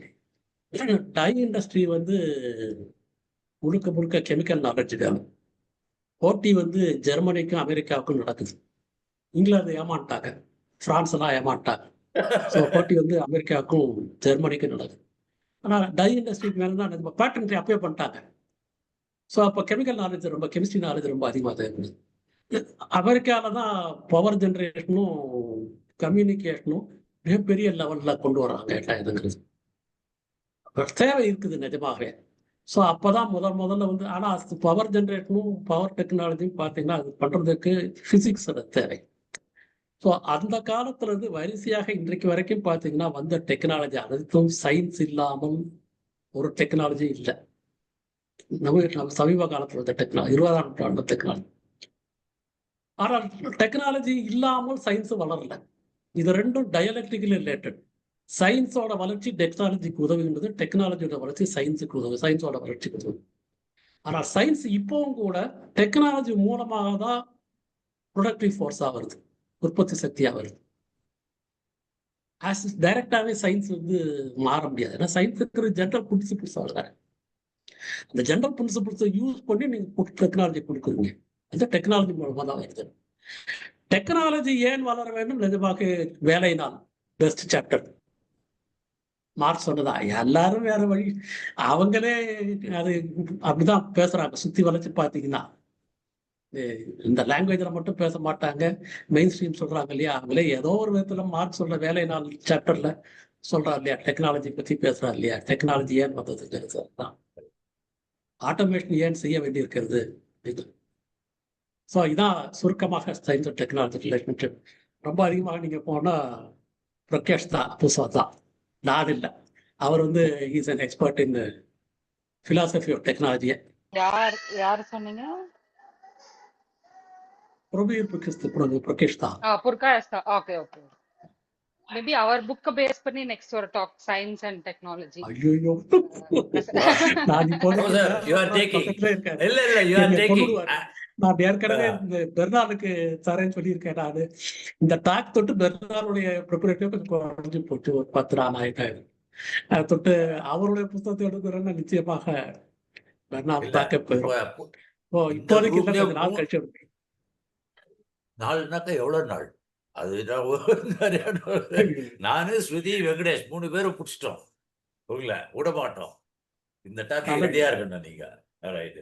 அப்புறம் கடைசியா ஜெனடிக் ஃபேக்டர் சொன்னீங்க. ஜெனடிக் இப்போ சைனால இது பண்ணது அது, அந்த ஜெனடிக் டெவலப்மெண்ட்ல சயின்டிபிக் நாலேஜ்ல இப்போ இந்த முன்னாடி பண்ண இந்த பிடி பிரிஞ்சால், பிடி காட்டன் இந்த மாதிரி வந்ததுல ஏகப்பட்டது. சைனால what is advantage? Can you throw some light on சைனால this? வந்து ஜெனட்டிக்கலி மாடிஃபைட் ஃபுட் வந்து அவங்க கண்ட்ரோல்ல இருக்குது. சைனால எல்லாமே அவங்க கண்ட்ரோல்ல இருக்குது. பிரைவேட் இண்டஸ்ட்ரீஸ் கூட சைனாவோட சைனீஸ் கம்யூனிஸ்ட் பார்ட்டிக்கு கண்ட்ரோல்ல இருக்கு. அதை மீறி போயிட முடியாது. சைனால கூட அதுக்கு பொதுமக்கள்கிட்ட எதிர்ப்பு ரொம்ப அதிகமா இருக்கு. ஏன்னா சைனால வந்து ஜெனட்டிக்கலி மாடிஃபைட் ஃபுட்டை பத்தி ஒரு ப்ராபகண்டா முதல்ல கொடுத்துட்டாங்க. அது வந்து பலவிதமான பிரச்சனைகளை உருவாக்கக்கூடியது, நிஜமாக பலவிதமான பிரச்சனைகளை கூட உருவாக்கக்கூடியது. தொட்டு அதை ப்ராபகண்டா கொடுத்துட்டாங்க. ஆனா இப்ப என்ன ஃபீல் பண்றாங்கன்னா, ஜெனட்டிக்கலி மாடிஃபைடு டெக்னிக் இருக்கு இல்லையா, அது ரொம்ப அவசியம்னு ஃபீல் பண்றாங்க. ஏன்னா பல விஷயங்களுக்கு அது யூஸ் பண்ண முடியும். அதை தொட்டு இப்ப என்ன யோசிக்கிறாங்கன்னா, அதை நம்ம கொண்டு வரணும்னு பாக்குறாங்க. இப்ப பொதுமக்கள்கிட்டயே ஒரு பெரிய டிபேட் நடந்துட்டு இருக்கு. சைனால திணிக்கல, இப்பவும் கூட சைனால வந்து ஜெனட்டிக்கலி மாடிஃபைட் டெக்னாலஜி திணிக்கல. ஆனா அதுக்கான ப்ரிப்பரேட்டரி ஒர்க் எல்லாம் நடந்துட்டு இருக்குது. ஆனா அவங்க யூஸ் பண்றது நிஜமாக அவங்க யூஸ் பண்றதுக்கும் மொனசெட்டா அவங்க எல்லாம் யூஸ் பண்றாங்க. ஜெனட்டிக்கலி மாடிஃபைடு காட்டன் இதெல்லாம் அவங்க எல்லாம் யூஸ் பண்றாங்களா? அந்த மாதிரி இல்லை. இங்க கம்ப்ளீட்டா இட்ஸ் மோனோபொலி. அந்த மாதிரிலாம் அவங்க செய்யறாங்க. அதை வந்து ஜீனை மாடிஃபை பண்ணி சில விஷயங்கள் செய்ய முடியும். நமக்கு தேவையான சில விஷயங்களை உருவாக்க முடியல. சயின்ஸே அப்படித்தானே இல்லையா, டெக்னாலஜி அப்படித்தானே. நேச்சரை மாடிஃபை பண்ணி நமக்கு ஆதாயத்துக்கு தேடுறதா சயின்ஸ் அண்ட் டெக்னாலஜி. ஸோ அந்த விதத்துல ஜீனையும் மாடிஃபை பண்ணி நமக்கு ஆதாயத்துக்கு கொண்டு வர்றாங்க. ஆனால் யாருடைய கண்ட்ரோல்ல யாருடைய பெனிஃபிட்டுக்காக நடக்கிறது தான் முக்கியமானது. சைனால இப்பவும் கூட அவங்க கரெக்டா அவங்க ஃபுல்லா இதுலதான் இருக்கிறாங்க. இன்டெலக்சுவல் ப்ராப்பர்ட்டி ரைட் இருக்குது, கார்பன் ட்ரேடிங் இருக்குது. கார்பன் ட்ரேடிங் எதுக்கு இன்ட்ரோடியூஸ் பண்ணியிருக்காங்க? பவர் இண்டஸ்ட்ரீஸ்க்கு மட்டும் பண்ணிருக்காங்க. ஆனா அதுக்கு அமெரிக்காலையும் யூரோப்லையும் இந்தியாலையும் கார்பன் ட்ரேடிங் பண்றதுக்கும் சைனால கார்பன் ட்ரேடிங் பண்றதுக்கும் வித்தியாசம்.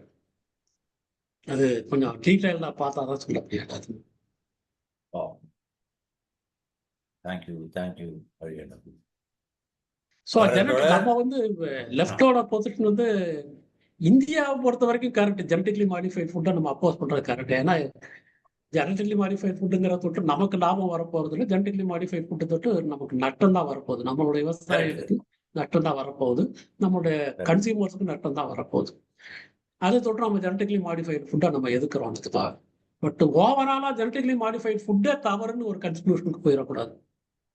அந்த டெக்னிக்கே தவறுங்கிற ஒரு கன்க்ளூஷன் போயிருக்கு. எப்படி நம்ம யாருக்காக பயன்படுத்தப்படுகிறது அதான் முக்கியமானது. எப்படி பயன்படுத்துகிறது, யாருக்காக பயன்படுத்தப்படுகிறது, யாருடைய லாபத்துக்காக, யாருடைய பெனிஃபிட்காக, அதுதான் அது தீர்மானிக்கணும். நம்ம ஒரு டெக்னாலஜி ஆதரிக்கிறதா இல்லையாங்கிறது, ஒரு சயின்ஸ் ஆதரிக்கிறதா. வேற யாருக்கு கொஸ்டின் இருக்கு? பிரகாஷ். ஒன்றும் இல்லை, நாலேஜ் ஆஸ் காமன்ஸ் அந்த புக் இருக்குல்ல, அந்த புக்கை பத்தி பேசுறதுக்கு ஒருத்தர்கிட்ட பேசி வச்சிருக்கேன். வெங்கடேஷன் சொல்லிட்டு ஒரு கல்பாக்கம் சயின்டிஸ்ட். என்ன அவரோட போன வருஷமே பேசுனா நான் பேசுறேன் சொல்லியிருக்காரு அவரு. நான் அவர் ஃபோன் நம்பர் அனுப்புறேன், நீங்களும் பார்த்துருப்பீங்க. பிரேக் த்ரூ சயின்ஸ் அவரு. அந்த குரூப். தெரியுமே, நீங்க வருவாரு. அதான் அந்த அவரு நீதிராஜனா நீங்களும் வந்து பேசுங்க அவர்கிட்ட, அவர் பேசுவாரு. அவர்கிட்ட புக்கு கொடுத்து வாங்கிட்டாரு அவரு. என்ன அவர் பேசுனதுக்கு அப்புறம் உட்காந்து அது மேல டிஸ்கஸ் பண்ணிக்கலாம், ஒன்றும் பிரச்சனை இல்லை. தாராளமா. நல்ல புக்கு தொடர்றது, ஃபர்ஸ்ட் கிளாஸ் புக் அது. அதாங்க, அதனால நீங்க வந்து அங்க அவர்கிட்ட நீங்க வந்து பேசிட்டீங்கன்னா உங்களுக்கு பழக்கம் இருக்கா? நான் கூட பேசுறேன், இல்லைன்னா மலர்வழி இருக்கான், அவங்களுக்கு தெரியும். இல்ல நீங்களும் கூட பேசல, ஏதாவது ஒரு டேட் ஃபிக்ஸ் பண்ணுங்க. இல்லைங்க, நீங்க பேசுங்க, நீங்க ஆர்கனைஸ். சரி, எனக்கு நம்பரை வாட்ஸ்அப்ல அனுப்புங்க, நான் பேசுறேன், ஒன்றும் பிரச்சனை இல்லை.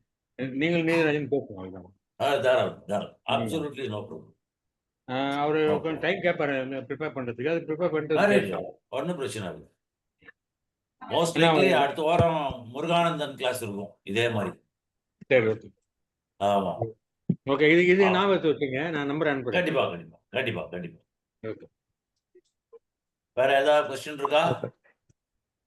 வணக்கம் தோழர்களே. சொல்லுங்க சேகரன், சொல்லுங்க. நமக்கு வந்து தோழர் அறிவியலின் வரலாறு என்ற அடிப்படையில் ஜேடி பெர்னாலோட நூலை பற்றி தோழர் முருகன் வந்து ப்ரொஃபஸர் முருகன் வந்து இதை விளக்கியிருக்காரு. கிட்டத்தட்ட முதலாளித்துவத்தோட வளர்ச்சியை ஒட்டி தான் விஞ்ஞானமும் தொழில்நுட்பமும் வளர்ந்தது என்ற ஒரு தன்மையில் இது இந்த துறையில் தோழர் வந்து குறிப்பிட்டிருக்கார்.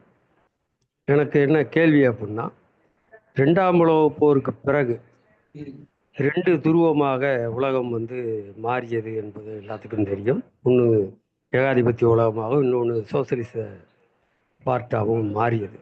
இப்போ இந்த விஞ்ஞானத்தின் வளர்ச்சியில் இந்த 2 துருவங்களுக்கு இடையிலான போட்டி எந்த அளவுக்கு அது அந்த வளர்ச்சியை பெரிதுபடுத்தியது அல்லது எந்த அளவுக்கு அதை கொண்டு சென்றது என்பதை சொல்ல முடியுமா? நல்லது, நன்றி. சோவியத் ரஷ்யாலே நிஜமாக எக்ஸலண்ட் சயின்ஸ்ல வந்து நிஜமாக பிரமாதமான வளர்ச்சி எல்லா ஃபீல்ட்லையும். சரி, சைனால என்ன நடக்குதுன்னு சமயத்தில் அதிகமாக தெரிய மாட்டேங்குது. அவ்வளோ தூரம் அவங்க வெளிப்படைய எல்லா இடத்துலையும் அவர் செய்கிறது அதிகமாக தெரியல. பட் சோவியத் ரஷ்யாவில் செஞ்சதெல்லாம் வெளிப்படையாக தெரியுது. அவங்களே சோவியத் இங்கிலீஷ்லேயே டிரான்ஸ்லேட் பண்ணியிருந்தாங்க. அவங்களுக்கும் நிறைய கம்யூனிகேட் சொல்லிட்டு ஃபிசிக்ஸ் ஆகட்டும், மேத்ஸ் ஆகட்டும், பயாலஜி ஆகட்டும், காஸ்மாலஜி ஆகட்டும், எல்லா ஃபீல்ட்லையும் அவங்க ஃப்ரண்ட் லைன்லேயே இருந்தாங்க. இவங்களுக்கும் ஆன்பார் வித்தம். அமெரிக்காவில் வந்து அவங்களுடைய இதை வந்து சோவியத் ரஷ்யாவிலேருந்து வந்து ஒர்க்கர் கம்ப்ளீட்டாக அமெரிக்காவில் யூரோப்லையும் படித்தாங்க. இன்ட்ராக்ஷனே இருந்தது இவங்களுக்கும் அவங்களுக்கு. என்ன சிக்கல்லாம் இருந்தது. போக போக நிஜமாக சில விஷயங்கள்ல சோவியத்துக்கே உரிய சில பிரச்சனைகள் அங்கே சயின்ஸ் வளர்ச்சியிலும் டெக்னாலஜி வளர்ச்சியிலையும் சோவியத் யூனியனுடைய மிச்ச பிரச்சனைகள் கொஞ்சம் பின்தங்க வச்சது அர்த்தம் தான். பட் அதை வந்து நிஜமாக இப்போ நம்ம பார்த்த ஃப்ரேம் ஒர்க்கில் பார்க்கணும். சயின்ஸுங்கிறது இண்டிபெண்ட்டாக தானாக அட்டானமஸாக இருக்க முடியாது. சயின்ஸு, டெக்னாலஜி, பாலிட்டிக்ஸ் எல்லாம் பொலிட்டிக்கல் சிச்சுவேஷன், மெட்டீரியல் கண்டிஷன் தான் இணைத்தது தானே. அதை தொட்டு சோவியத் யூனியனில் நடந்த வீழ்ச்சி இருக்கு இல்லையா, அது சோவியத் யூனியனில் சயின்ஸ் அண்ட் டெக்னாலஜினையும் ரிஃப்ளெக்ட் ஆச்சு. கம்ப்யூட்டர் சயின்ஸ்லாம் கொஞ்சம் ரொம்ப பின்னங்க ஆரம்பிச்சிட்டாங்க.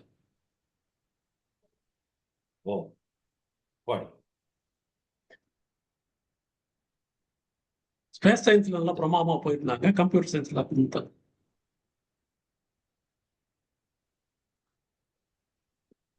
ஜெகரன், ஓகேவா? வேற ஏதாவது கொஸ்டின் இருக்கா? ஓகே, அதாவது தோழர் வந்து குறிப்பாக சொல்லியிருக்காங்க. இப்போவும் கூட சோவியத் ரஷ்யாவாக இருந்த போதும் சரி, அது இப்போ இருக்கக்கூடிய முதலாளித்துவ ரஷ்யாவாக இருந்தாலும் சரி, இப்போவும் அங்கே அவங்க வைத்திருக்கக்கூடிய அந்த அஸ்ட்ரோபிசிக்ஸ் சம்மந்தப்பட்ட விஷயங்கள்ல அவங்க தான் லீடிங் கேரக்டராக இருக்காங்க அப்படின்றதும் தகவல்லாம் வருது. ஏன்னா இவங்க லேசர் கொண்டு செய்யக்கூடிய விஷயங்களை அவங்க மேசர்னு ஒரு விஷயத்தில் வச்சு அவங்க லீடிங்கில் இருக்காங்க என்பது தான் சொல்லக்கூடிய விஷயம். ஏன்னா விஞ்ஞானத்தின் வளர்ச்சி என்பது இங்கே ஒரு சோசியலிசம் அல்லது ஏகாதிபத்தியம், இந்த 2 முகாம்களுக்கு இடையிலான போட்டியாக அது மாறி மிக உயர்ந்த வளர்ச்சியை அது பெற்றது என்ற அடிப்படையில் தான் அதை நான் பார்க்குறேன். அது சரியா என்பதுதான் கேள்வியாக இருக்கு. இல்ல நன்றி. அதாவது சோவியத் ரஷ்யாவுக்கும் அமெரிக்காவுக்கும் உள்ள அந்த போட்டியினால சயின்ஸ் ஓரளவுக்கு வளர்ந்ததுங்கிறது வார்த்தோம். ஆனா சயின்ஸ் வளர்வதற்கு மிக முக்கியமான காரணம் அவைகள் இல்லை. சயின்ஸ் வளர்றதுக்கு முக்கியமான காரணம் நிஜமாகவே மிச்ச ஃபேக்டர்ஸ்லாம் நம்ம பார்த்தோம் இல்லையா? அது டெக்னாலஜியே முக்கியமாக நம்ம என்ன பார்க்கணும்னா, டெக்னாலஜிங்கிறது டெக்னாலஜிங்கிறது இன்னோவேட்டிவ் டெக்னாலஜி, growth in டெக்னாலஜிங்கிறது மிக முக்கியமான பகுதி கேபிட்டலிசத்துக்கு. அதுதான் சர்ப்ளஸ் வேல்யூ கொடுக்கக்கூடிய ஒரு விஷயம். புதுசாக சர்ப்ளஸ் வேல்யூ இன்க்ரீஸ் பண்ணிக்கிட்டே போகிறதுக்கு அது கொடுத்துக்கிட்டே இருக்குது. வேலை நாளை குறைக்கிறது, வேலை நாளில் வந்து வேலை நேரத்தை குறைக்குது, ப்ரொடக்டிவிட்டியை இன்க்ரீஸ் பண்ணுறது. அதை தொட்டு ஆட்டோமேட்டிக் போகுது, அதை தொட்டு புது புது technology, competition between one capitalist and another capitalist. அதெல்லாம் மார்க்ஸ் அந்த இதில் சொன்னதும் கரெக்டாக அப்படி தான். அதுதான் முக்கியமான driving force. Use value and exchange value தான் முக்கியமானது. அக்யூமுலேட் அதான் அந்த செகண்ட் வால்யூம்லேயே அங்கே எழுதியிருப்பார் மார்க்ஸ். கேபிட்டலிசத்தை பற்றி சொன்ன போல அக்யூமுலேஷன் தான், ப்ராஃபிட் தான். அந்த ப்ராஃபிட் தான் முக்கியமானது. அவங்க அந்த மாதிரி தீர்மானிக்கிறத தொட்டு, டைரக்ஷனில் தீர்மானிக்கிறத தொட்டு சோவியத் யூனியன்லையும் சரி, சைனாலையும் சரி, அந்த டைரக்ஷனில் தான் சில போகணும். வேற ஒன்றும் வழியே கிடையாது. இல்லாட்டா பின்தங்கிடுவீங்க. என்ன இதுக்கு ரொம்ப குறைச்சதானே சோசியலிஸ்ட் நாடுகள் உலகத்தில் இருக்கிறது. மேஜாரிட்டி ஃபோர்ஸ் கேபிட்டலிஸ்ட்லாம் இருக்காங்க. ஸோ அவங்க டைரக்ஷன் பிரகாரம் தான் இவங்களுக்கு போயாகணும். நான் என் விருப்பப்படி செய்வேன்னு சொன்னால் அது அன்ரியாலிஸ்டிக்கு, அது ரியாலிட்டியை ரிஃப்ளெக்ட் பண்ணாத ஒரு விஷயமா. அதை தொட்டு இன்னைக்கு ரோபாட்டிக்ஸ் அவங்களும் பண்ணுறாங்க, இவங்களும் பண்ணுறாங்க. ஆனால் ரோபாட்டிக்ஸ் வந்து அவங்க யூஸ் பண்ணுறதுக்கு ஆட்டோமேஷனால லேபர் ஃபோர்ஸை குறைக்கிறாங்க, லேபர் ஃபோர்ஸை கண்ட்ரோல் பண்ணுறாங்க, அன்எம்ப்ளாய்டு ஆர்மியை உருவாக்குறாங்க. அதுதானே கேபிட்டலிசத்தோட முக்கியமான பகுதியாக இருக்குது. ஆனால் அங்கே அப்படி இல்லையே, நடக்குதுன்னு தெரியல. அங்கே கொஞ்சம் வேற மாதிரி தான் நடக்குதுன்னு நினைக்கிறேன். முழு டீட்டெயில்ஸ் தெரியல. பட் இருந்தாலும் they will take care of it தான் நினைக்கிறேன். ஸோ அதுதான் வித்தியாசம். ஆனாலும் இங்கே ரோபாட்டிக்ஸ் பண்ணுறதை தொட்டு அங்கேயும் ரோபாட்டிக்ஸில் கட்டாயம் செஞ்சு தான் தீரணும். ஜெனட்டிக்கலி மாடிஃபைட் ஃபுட் இங்கே செய்கிற தொட்டு அங்கே செஞ்சு தான் தீரணும். கார்பன் ட்ரேடிங்கே பண்ணுறாங்களே, கார்பன் ட்ரேடிங் இங்கே பண்ணுற தொட்டு அங்கேயும் பண்ணுறாங்களே. டீக்ரோத்துக்கு ஒத்துக்க மாட்டாங்க. ஸோ இங்கே நடக்கின்ற விஷயங்களை கட்டாயம் செஞ்சு ஆகணும். இல்லைன்னா நீங்கள் பின்தங்கிடுவீங்க. ரொம்ப சுலபமாக சயின்ஸ் அண்ட் டெக்னாலஜி நீங்கள் பின்தங்கினீங்கன்னா உங்களுடைய ஃபியூச்சரே முடிஞ்சு போச்சு. நம்ம தான் மாட்டின்னு முடிக்கிறோம். இந்தியாவோட பிரச்சனை ஒரு பிரச்சனை நிஜமாவே சயின்ஸ் அண்ட் டெக்னாலஜியில் நம்ம நிஜமாக அந்த அளவுக்கு முன்னேறாத ஒரு இந்தியா மட்டும் இல்லை, எல்லாமே வேற ஏதாவது யார் வேணாலும் என்ன கேள்வி வேணாலும் கேட்கலாம். ஓகே, நன்றி தோழர். அதெல்லாம் அவருக்கு ஒன்றும் கவலை இல்லை. அவருக்கு சந்தோஷம் நம்ம கேள்வி கேட்டவங்களுக்கு. பயப்படாது. எத்தனை கேள்வி கேட்குறோமோ அவருக்கு அவ்வளோ சந்தோஷம். இன்னைக்கு ராத்திரி சந்தோஷமா தூங்குற மாதிரி வேற என்னைக்கு வந்து தூங்க மாட்டாரு. அவரே அவரை வந்து நான் இந்த பாயிண்ட்டை விட்டுட்டேனே, இது எப்படி இம்ப்ரூவ் பண்ணியிருக்கலாம் அப்படின்னு அவர் யோசனை பண்ற ஒரு ப்ரொஃபஸர். இன்னும் எளிமையா அப்படின்னு அவர் அட்வைஸ் கொடுப்பாரு எனக்கு. அந்த மாதிரி ஒரு ப்ரொஃபஸர். நிதி என்ன பண்ணலாம்? நிறைய இப்போதைக்கு போயிடலாமா? தாராளமா.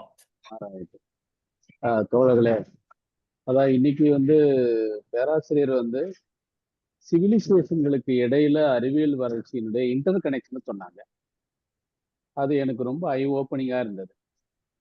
அதாவது திட்டா தனித்தனியா ரோமாபுரி, கிரேக்கம், அரபு நாகரிகம், அந்த சிவிலைசேஷனுக்குள்ள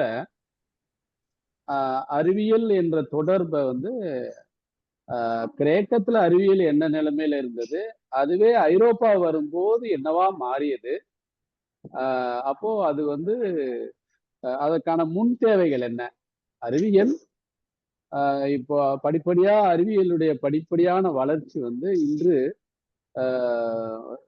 கார்பரேட்டினுடைய பிடியில அறிவியலின் திசை வழியை யார் தீர்மானிக்கிறாங்க அப்படின்னு அறிவியல் வரலாறு சொல்லி அதனுடைய படிப்படியான டயலட்டிக்ல பொதுவா அதிகமா பயன்படுத்தக்கூடிய அளவு மாற்றம் குணமாற்றம் என்ற விதிப்படி அதை வந்து ஒரு பாயிண்ட் அந்த ஃப்ரேமுக்குள்ள அவங்க வரல.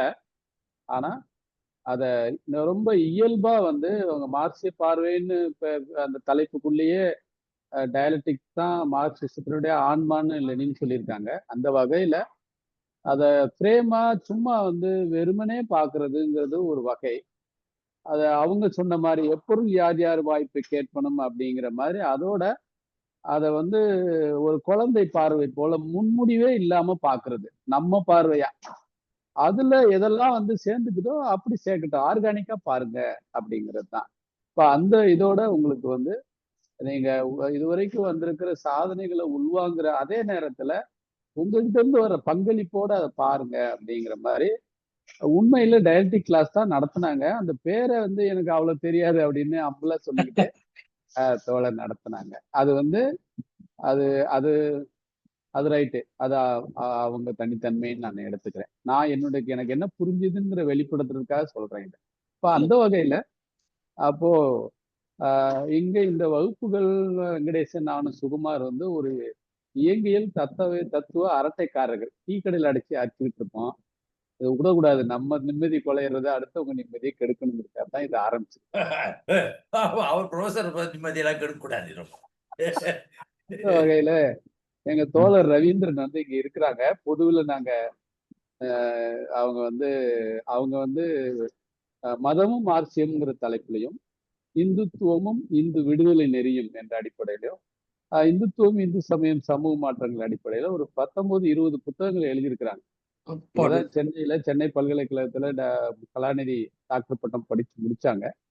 அவங்க வந்து மார்க்சியத்தினுடைய டயலட்டிக்ஸை உள்வாங்கி அதே நேரத்துல அவங்களுடைய முக்கியமான கூடுதல் கவனம் என்பது இந்திய தத்துவ ஞானம் வந்து என்ன படிநிலை மாற்றங்கள்ல வந்து இன்று இங்க இருக்கு, இந்துத்துவமா வளர்ந்து நிக்குது அப்படிங்கிற மாதிரி அதை எப்படி தனிமைப்படுத்தி இந்து விடுதலை நெறி என்ற கருத்தாக்கத்தோட பாரதியார் வந்து வெறும் கவிஞர் மட்டுமல்ல, இந்து தத்துவ ஞானங்களுக்குள்ள ஒரு இயங்கியல் பொருள் முதல்வாதியாக அவரு வெளி தத்துவங்களுடைய தேவையே இல்லாமல் வந்து அவர் உள்ள இருந்து அப்படி மலர்ந்து வந்தார் அப்படின்னு ஒரு பாரதியை பற்றிய ஒரு அவர் முழுமையா வாசிச்சு அவரை பற்றி கொடுத்த தத்துவ பார்வைகள்ல தோழர் ரவீந்திரனுடைய பார்வை என்பது இன்னும் தனித்து நிற்கிறது. அதன் பக்கத்தில் யாரும் வரவில்லை.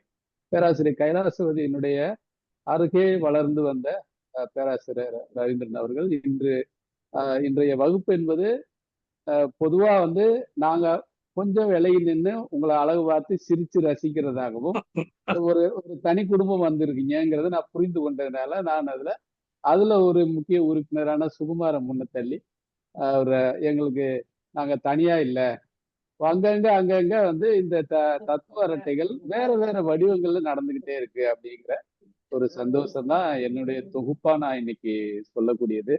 ரவீந்திரன் தோழர் ஏதாவது 2 வார்த்தைகள் ஏதாவது பேசினா நல்லா இருக்கும். இருக்கிறாருன்னு நினைக்கிறேன் தோழர் ரவீந்திரன். இல்ல மிக நல்லா இருந்தது. நீங்க சொன்ன போல ஆரம்ப காலங்கள் இந்த விஞ்ஞானம்ன்றது நவீன விஞ்ஞானம் தான் 16-17ஆம் நூற்றாண்டுகளுக்கு பிறகு உள்ளதே தவிர ஆரம்ப காலங்களில் எப்படி இருந்தன்ற வரலாறு உட்பட அதற்கான ஒரு இயங்கியலை மிகச்சிறப்பாக பேராசிரியர் முன்வைச்சிருந்தவர். நீங்க எல்லாருமே கேட்டிருந்த மாதிரி அடுத்த இதனுடைய தொடர்ச்சியை மேற்கொள்றதும் அது கூடுதலாக கலந்துரையாடல் வரைக்குள்ள இன்னும் கூடின தெளிவுகளுக்கு வாரதுமா இருக்கும். தொடருவோம். நன்றி, வணக்கம். நன்றி தோழர் ரவீந்திரன்.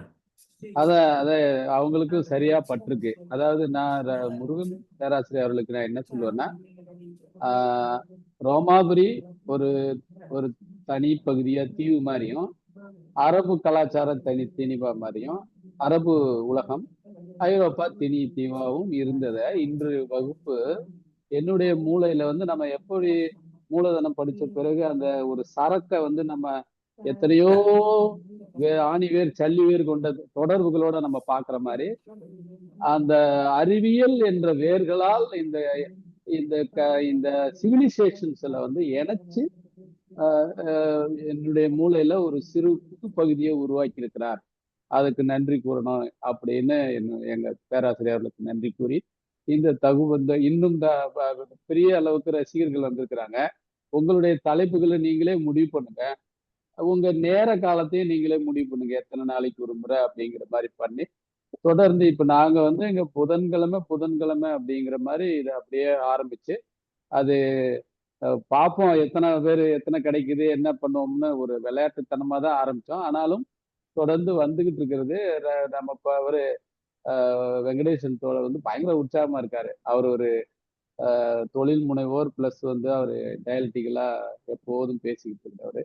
அதனால இது இன்னுமே வந்து இளைஞர்கள் பொதுவா நாங்க வந்து சீனியர் ஜூனியர் ஒரு 50-50, அதே மாதிரி ஜெண்டர் சென்சிட்டிவ் இதெல்லாம் கொஞ்சம் யோசிச்சு அப்பப்ப இதை கொஞ்சம் அப்படி பண்றோம். அந்த வகையில கான்சியஸா நாம வந்து பெண்களை 50% இருக்குது, அதே மாதிரி இளைஞர்களை வந்து பேச வைத்து இது பண்றதுங்கிற மாதிரி இந்த இந்த விவாதத்தை இன்னும் ஆழமாக விரிவாக தொடர்ந்து கொண்டு போகணும் அப்படின்னு கேட்டுக்கிட்டு என்னுடைய தொகுப்புரை முடிச்சுக் கொள்கிறேன். தோழர்கள் விரும்பினால் நான் நிகழ்ச்சியை எண்டு பண்ணிடுறேன். எண்டு பண்ணிடலாமா? மீண்டும்